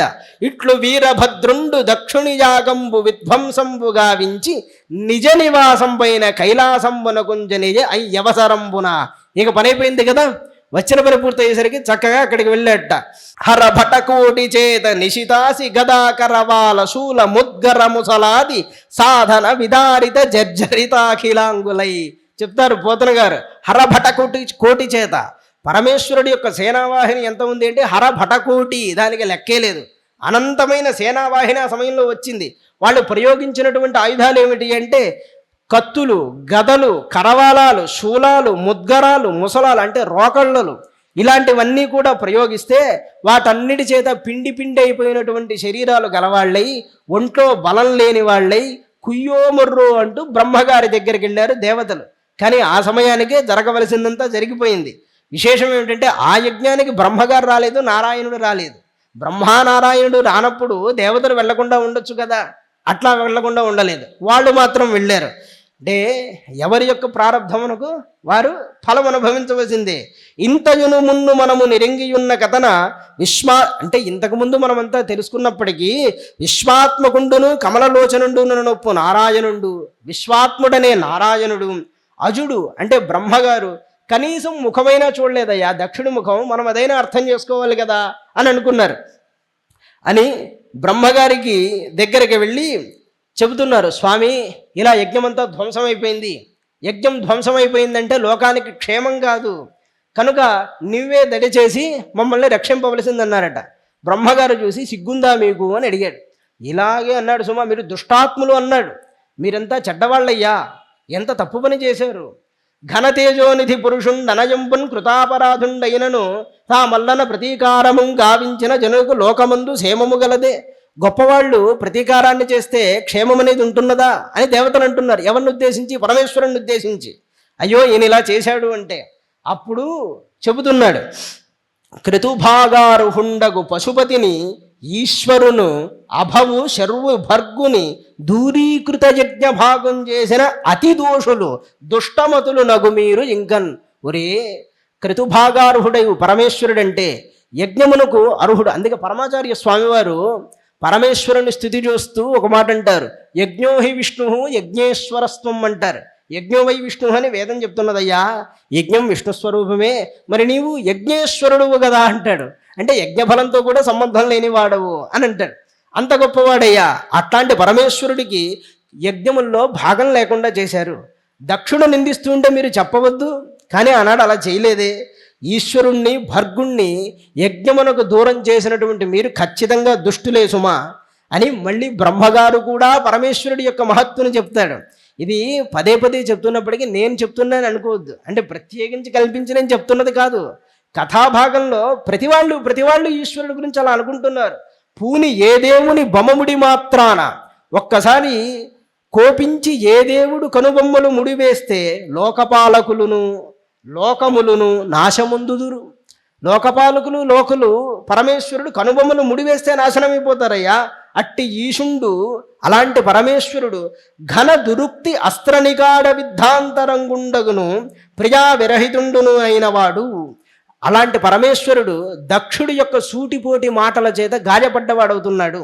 అలా అయిపోయాడు కదా, ప్రియా విరహితుడు, భార్యను పోగొట్టుకున్నవాడయ్యాడు. అలాంటి మహాత్ముణ్ణి మీరు మళ్ళీ యజ్ఞం జరిపించుకోవాలంటే పోయి శరణు పొందండి, అంతే తప్ప మరొక మార్గం లేదు సుమా అని పరమేశ్వరుడి దగ్గరికి పంపించాడు బ్రహ్మగారు. ఆ సందర్భంలో చాలా విశేషం, బ్రహ్మగారు కూడా స్వామి దగ్గరకు వస్తారు. భక్తి నిష్ఠలం తత్పాద పద్మయుగల ఘన పరిగ్రహ పూర్వంబుగాగా అతని శరణముందును. అంటే భక్తి నిష్ఠ చేత మాత్రమే పరమేశ్వరుడి పాదపద్మయుగళాన్ని మీరు పొందగలుగుతారు సుమా, మరొక చేత ఇది సాధ్యమయ్యేటువంటి పని కాదు. అప్పుడు మాత్రమే మీ కోరిక తీరుతుంది అని ఆ దేవుని రాజం జనవెరతుమని తలంపంగుండు. అంటే ఆయన దగ్గరకు వెళ్ళడానికి మనకి కుదురుతుందా అని మీరు భావించొద్దు. ఆయన భక్తులను అనుగ్రహించేటువంటి వాడు సుమా. అతనిని చేరు ఉపాయం ఎరింగింపుమంటిరేని, ఆయన్ని పొందేటువంటి ఉపాయాన్ని నాకు చెప్పమంటారా? అది చెప్పడం మా వల్ల కాదు సుమా. నేను ఇంద్రుడు మునులు మీరలు మరియు దేహధారులు. ఇక్కడే ఒక మాట, నేను ఇంద్రుడు అన్న చోట సంస్కృత మూలంలో యజ్ఞుడు అని ఉన్నది. యజ్ఞ అంటే ఎవరికి పేరు? విష్ణువుకి పేరు. పోతన గారు తెలుగులో ఇంద్రుడు అని రాశారు. నేను నింద్రుండను మునులను మేరలను మరియు దేహధారులు ఎవ్వరేని మహాత్ముని రూపంబు. చెప్పిన దేవతలు ఎవరైనా సరే పరమేశ్వరుడు ఇలాగే ఉంటాడు అని అతని రూపాన్ని కానీ అతని బల పరాక్రమంబులు కానీ ఎరుంగజాలము, మేము తెలుసుకోజాలేమయ్యా. అతడు స్వతంత్రుడు, ఆయన స్వతంత్రుడు, ఆయన ఎలా అనుకుంటే అలా ఉండగలవాడు. కావున తదుపాయంబు ఎరింగింప ఎవ్వరూ సమర్థుడు కాడు. ఇది ఇలాగే ఉంటుందని చెప్ప నా తరం కాదు. అంటే మీరు వెళితే ఖచ్చితంగా స్వామి మిమ్మల్ని అనుగ్రహిస్తాడని చెప్ప నా శక్యం కాదు. కానీ ఆయన భక్తులను అనుగ్రహించేవాడు కనుక అందరం కలిసి ఆయన దగ్గరికి వెళదాం అన్నాడు అని పలికి పద్మ సంభవండు దేవ పితృగణ ప్రజాపతులం కూడి కైలాసాభిముఖుడై వెళ్తున్నాడన్నారు. కైలాసాభిముఖుడై దేవతలందరూ అక్కడికి వెళ్తున్నారు. వెళ్తూ ఉంటే ఆ దారి మధ్యలో సిద్ధ గుహ్యకాది స్థావరాలు, ఉదీచీ దిక్కంతా గొప్పగా, కుబేర దిక్తటం అంతా ఎలా ఉందో అంతా చూసుకుంటూ వెళ్తారు. అలా వెళ్ళిన తర్వాత కైలాసాన్ని గురించి, కైలాసం ముందర ఉండేటువంటి పరిసరాల గురించి వర్ణన చేస్తాడు. ధాతు విచిత్రోదాత్త రత్న ప్రభా సంగతోజ్వల తుంగ శృంగములను, అనేకమైనటువంటి ధాతువులు ఆ కైలాసంలో ఉండడం వల్ల ఆ కైలాస శృంగాలన్నీ కూడా అతి గొప్పగా మెరుస్తూ ఉంటాయట. కిన్నర గంధర్వ కింపురుషాప్సరోజన నికరాకీర్ణ సానువులను, ఆ కైలాస సానువులు కిన్నర గంధర్వ కింపురుష అప్సరసంతో నిండి ఉంటాయి. మానిత నిఖిల వైమానిక మిథున సద్విహరణైక శుభప్రదేశములను, చక్కగా విమానములందరూ సంచరిస్తూ ఉంటే దేవతలకు సముచితమైనటువంటి శుభప్రదమైన విషయములెన్నో అక్కడ గోచరిస్తూ ఉంటాయి. కమనీయ నవమల్లిక సుమనోమల్లిక అనేటువంటి, అంటే ఈ మల్లెపూలు అంటాం కదా, మల్లె పువ్వులు, లతలు మొదలైనటువంటి పూల తీగలు, ఇవన్నీ కూడా ఆ కైలాసాన్ని చుట్టుముట్టి ఉంటాయి సుమ. ఆ విధంగా భాషిస్తూ ఉంటుంది. శంకరులు పాదాది కేశాంతవర్ణ స్తోత్రం అని ఒక స్తోత్రాన్ని రచించారు. అందులో మాట అంటారు, శ్రీకైలాస ప్రరోహాః తృణ విటపిముఖాశ్చాపి ఏ సంతి తేభ్యః సర్వేభ్యః నిర్విచారం నతిముపరచరే సర్వపాదాశ్రయేభ్యః. కైలాసంలో గడ్డిపోచ మొదలుకొని ఏ వస్తువు ఉన్నదో, మిగిలినవి ఏవేవి ఉన్నాయో అక్కడున్న ప్రతిదానికి నేను నమస్కరిస్తున్నాను. కారణం ఏమిటి అంటే అవన్నీ పరమేశ్వరుడి పాదాలని ఆశ్రయించి ఉంటాయి కదా. ఇంతకంటే మనుష్యులకి క్షేమంకరమైంది ఇంకొకటి లేదు. అందుకే నేను కైలాసానికి నమస్కరిస్తున్నాను అన్నాడు. అలాంటి కైలాసాన్ని ఈ పద్యాలలో వర్ణన చేస్తున్నారు. అమర సిద్ధాంగన శోభితాశ్రమములు, కైలాసంలోకి వెళ్తుంటే దేవతలు సిద్ధులు మొదలైనటువంటి వాళ్ళ ఆశ్రమాలన్నీ కనబడుతున్నాయి. విబుధ జన యోగ్య సన్నివేశములను, దేవతోచితమైనటువంటి సన్నివేశాలు కలిగి అది చాలా గొప్పగా ఉన్నదట. ఇక ఇక్కడి నుంచి కైలాస వర్ణనం అనేది ఒక గద్యంలో చెప్తాడు. నిజానికి గద్యంలో ఉన్నదాన్ని ప్రతి పదానికి అర్థం చెప్పవలసినటువంటి ఆవశ్యకత లేదు. ఎందుకు లేదు అంటే ఆ విషయం కూడా చెప్తాను. ఈ గద్యంలో చెప్పేవి పళ్ళు, పువ్వులు, జంతువులు, అక్కడ ఉండేటువంటి తటాకాలు మొదలైనవన్నీ ఎలా ఉంటాయి అనే విషయాన్ని చూపిస్తూ ఉంటాడు. ఇది కేవలం విన్నంత మాత్రానే మనకి ఒక అవగాహన వస్తుంది కనుక ఇది విని ఆనందింపదగినటువంటి వచనం. ఆ వచనాన్ని ఇప్పుడు నేను చదువుతాను, మీరు విని ఆనందిస్తారుగాక. అది మరియును అంటే చెప్పిన దానికంటే కూడా ఇంకా ఈ కైలాసం ఇలా ఉన్నదట. మందార పారిజాత సరళ తమాల సాల తాళ తక్కోల కోవిదార శిరీషార్జున చూత కదంబ నీపనాగ పున్నాగ చంపక పాటలాశోక వకుడ కుంద కురవక కనకాంబ్ర శతపత్ర కింశు కైలాలవంగ మాలతీ మధుక మల్లికా పనస మాధవి కుటచోదుంబురాశ్వత్థ ప్లక్షవట హింగుళ భూర్జ పూగ జంబు ఖర్జురామ్రాతక పియాడు నారికేళేంగుద వేణు కీచక ముఖర తరు శోభితంబును. ఇంతవరకు చెప్పినవన్నీ చెట్లు. కలకంఠకాలకంఠ కలవింక రాజకీర మత్తముదగర నానా విహంగ కోలాహల నినద బధిరీభూత రోదోంతరాళంబును. ఇప్పటివరకు చెప్పినవి పక్షులు. ఈ పక్షులన్నీ అరుస్తూ ఉంటే బధిరీభూత రోదోంతరాళంబును, ఆకాశమంతా ఆ శబ్దాలు కప్పివేస్తే ఇంకేం వినిపించడం లేదట. ఆ పక్షులన్నీ అలా ఉన్నాయట. సింహ తరక్షు శల్య గవజ శరభ శాఖామృగ వరాహ వ్యాఘ్ర కుర్కుర రురు ముహిష మృగ సారంగ ప్రముఖ వన్యసత్వ సమాశ్రయ విరాజితంబును. అనేకమైన వన్యమృగములు, కదలీషండ మండిత కమల కహ్లార కైరవ కలిత పులినతల లలిత కమలాకర విహరమాన కలహంస కారండవ సారస చక్రవాక బక జలకుక్కుటాది జల విహంగకుల కూజిత సంకులంబును. ఇవి కూడా అనేకమైనటువంటి జలచరాలైన పక్షులు కొన్ని చెప్తున్నాడు. సలిలకేళీ విహరమాన సతీరమణీరమణీయ కుచమండల విలిప్త మృగమద మిళిత హరిచందన గంధ సుగంధి జలపూరిత గంగా తరంగిణి సమావృతంబునైన కైలాస పర్వతంబు. అనగా దేవతా స్త్రీలు, అమ్మవారు మొదలైన వాళ్ళు ఆ నదులలో స్నానం చేయడం వల్ల వాళ్ళ దేహానికి ఉండేటువంటి సుగంధం ఆ నీళ్లలో ప్రవహిస్తూ అది ఇంకా మధురంగా ఉన్నది. అలాంటి కైలాస పర్వతాన్ని దేవతలు దర్శించారయ్యా. ఇంకా పొడగని అరవింద సంభవు పురందరాది దేవగణంబులు అత్యద్భుతమైన ఆనందములను పొందిది. ఇలాంటి కైలాసాన్ని చూసి చాలా ఆనందించారట. ఆ పర్వతంలో ఉన్నటువంటి ఆనందాలు చూస్తూ చూస్తూ ముందుకు వెళ్ళగానే ఉజ్వలంబైన శతయోజనంబుల పొడవు ఒక చోటకు వెళ్ళేసరికి వాళ్ళకి కూడా అంతుబట్టని ఒక మహా ఆశ్చర్యాన్ని చూశారు. ఏమిటది? శతయోజనంబుల పొడవు. శతయోజనముల పొడవు ఉన్నదట. యోజనం అంటే 10.5 మైలు. 10.5 మైలు ఒక యోజనం అంటాం. శతయోజనములు 100 యోజనముల పొడవు ఉన్నది. ఏమిటది? ఒకానొక మర్రి చెట్టు. 75 యోజనముల పరపును కలిగి 75 యోజనముల వెడల్పు ఉన్నది. నేను ఎన్ని కిలోమీటర్లు లెక్క పెట్టలేను, కానీ మీకు చెప్పాను. యోజనం అంటే 10.5 అంటే మీరు లెక్క పెట్టుకోండి. 100 యోజనాల పొడవు 75 యోజనాల వెడల్పు ఉన్నటువంటి ఒకానొక వటవృక్షం. అది భూమి మీద కాదు, కైలాసంలో. మళ్ళీ లాజిక్కులతో వెతకద్దు, కైలాసంలో ఉన్నాయి. కైలాసాన్ని చూసినప్పుడు అప్పుడు లెక్క చూసుకుందాం. పరపున కలిగి ఏ పట్టునందరుగని నీడ శోభిల్ల నిర్ణీతమగుచున్ అనగా ఎక్కడా కూడా ఎండ పడడానికి ఆస్కారం లేకుండా చాలా గుబురుగా ఉన్నదట. అక్కడ అనేకమైనటువంటి పక్షుల యొక్క సమాహారం కూడా కలిగినది. అక్కడ సిద్ధయోగ క్రియామయమయ్యి పుని ఆ వృక్షం సామాన్యమైనది అంటే సామాన్యమైనది కాదు. అనేకమైనటువంటి సిద్ధులు ఋషులందరూ కూడా కూర్చుని యోగాభ్యాసం చేస్తూ ఉంటారట. ముముక్ష జనాశ్రయమై ఉంటున్నది. అనగా మోక్షేచ్ఛ కలిగినటువంటి వాళ్ళకి అది ఆశ్రయమై ఉంటుంది. భూరి సంసారతాప నివారకంబు. ఆ వృక్షం ఎట్లాంటిది అంటే సంసారతాపాన్ని నివారించేదై ఉన్నదనమాట. అట్లాంటిది. దీన్ని సనకాది సిద్ధులు కూడా సేవిస్తూ ఉంటారు.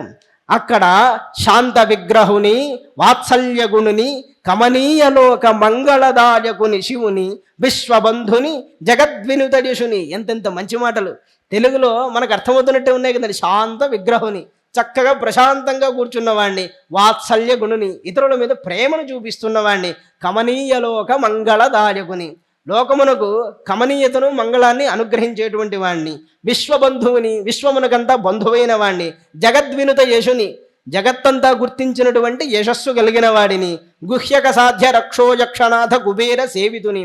గుహ్యకులు, సాధ్యులు, రక్షులకు అంటే గుహ్యులు, సాధ్యులు, రాక్షసులు మొదలైన వాళ్ళకి, యక్షులకు నాయకుడైన కుబేరుడి చేత సేవింపబడేవాడిని.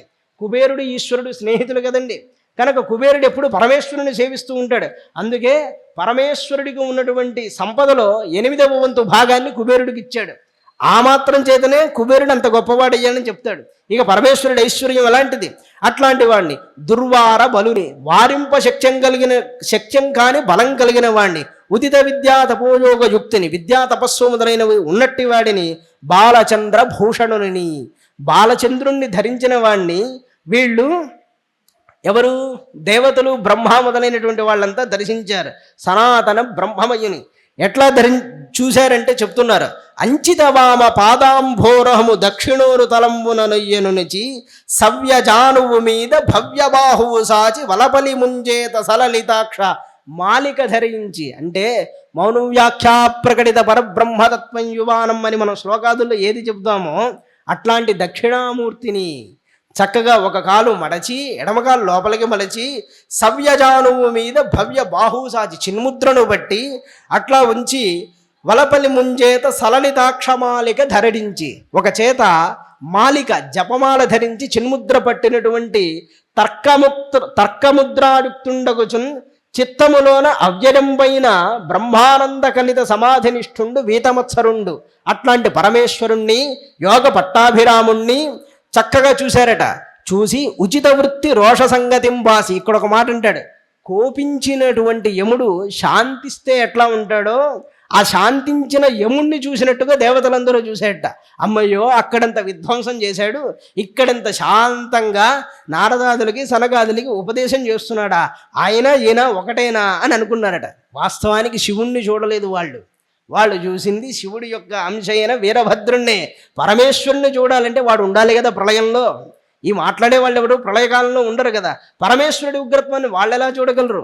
కేవలం శివంశైన వీరభద్రుడి ఉగ్రత్వాన్ని చూసే శివుడిని అనుకుంటున్నాడు. అమ్మో, శాంతించిన యముడిలాగా ఉన్నాడు, ఇప్పుడు ఈయన దగ్గరికి వెళ్తే మన పరిస్థితి ఏమిటో అనుకున్నారు.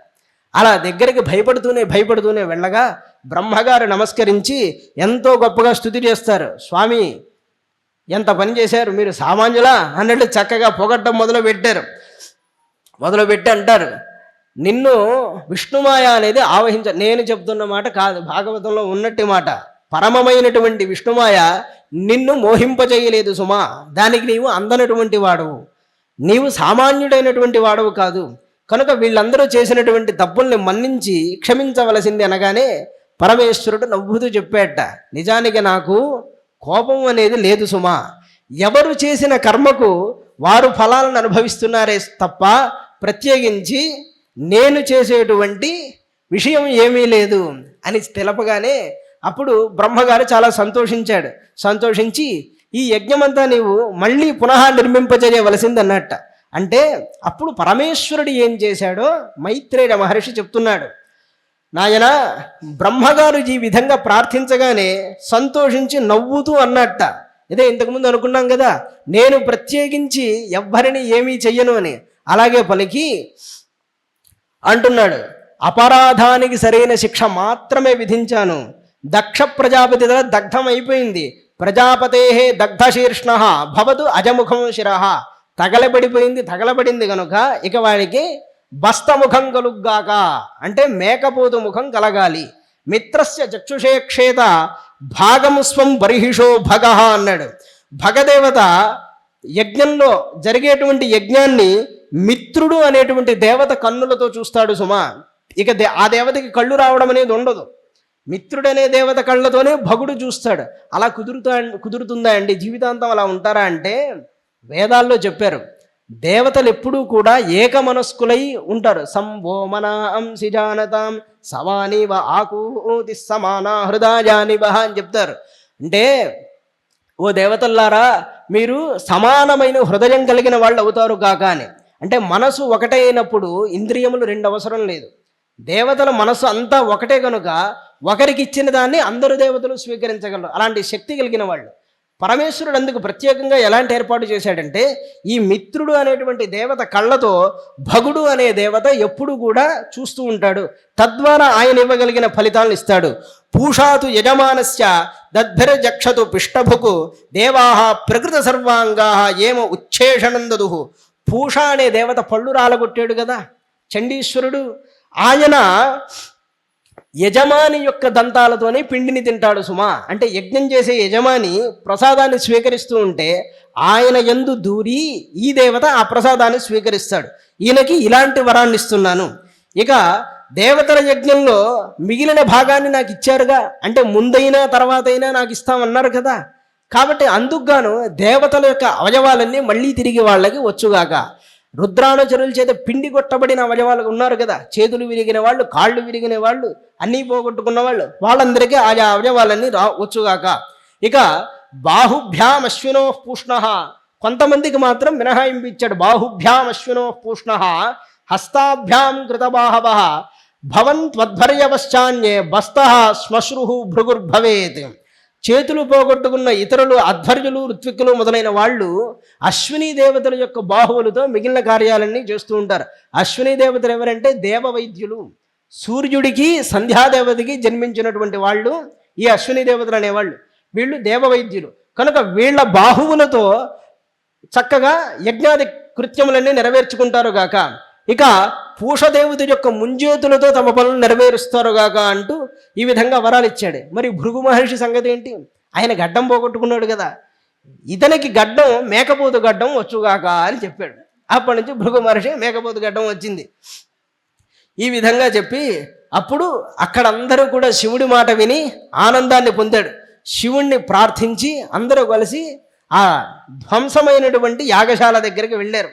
వెళ్ళి శాంతి హోమాదులన్నీ కూడా చేసి అనగా ప్రాయశ్చిత్తాదులు చేసి ఆ యజ్ఞాన్ని చక్కగా నిర్వర్తించిన తర్వాత అప్పుడు యజ్ఞపురుషుడైనటువంటి శ్రీ మహావిష్ణువు అక్కడ సాక్షాత్కరించారు.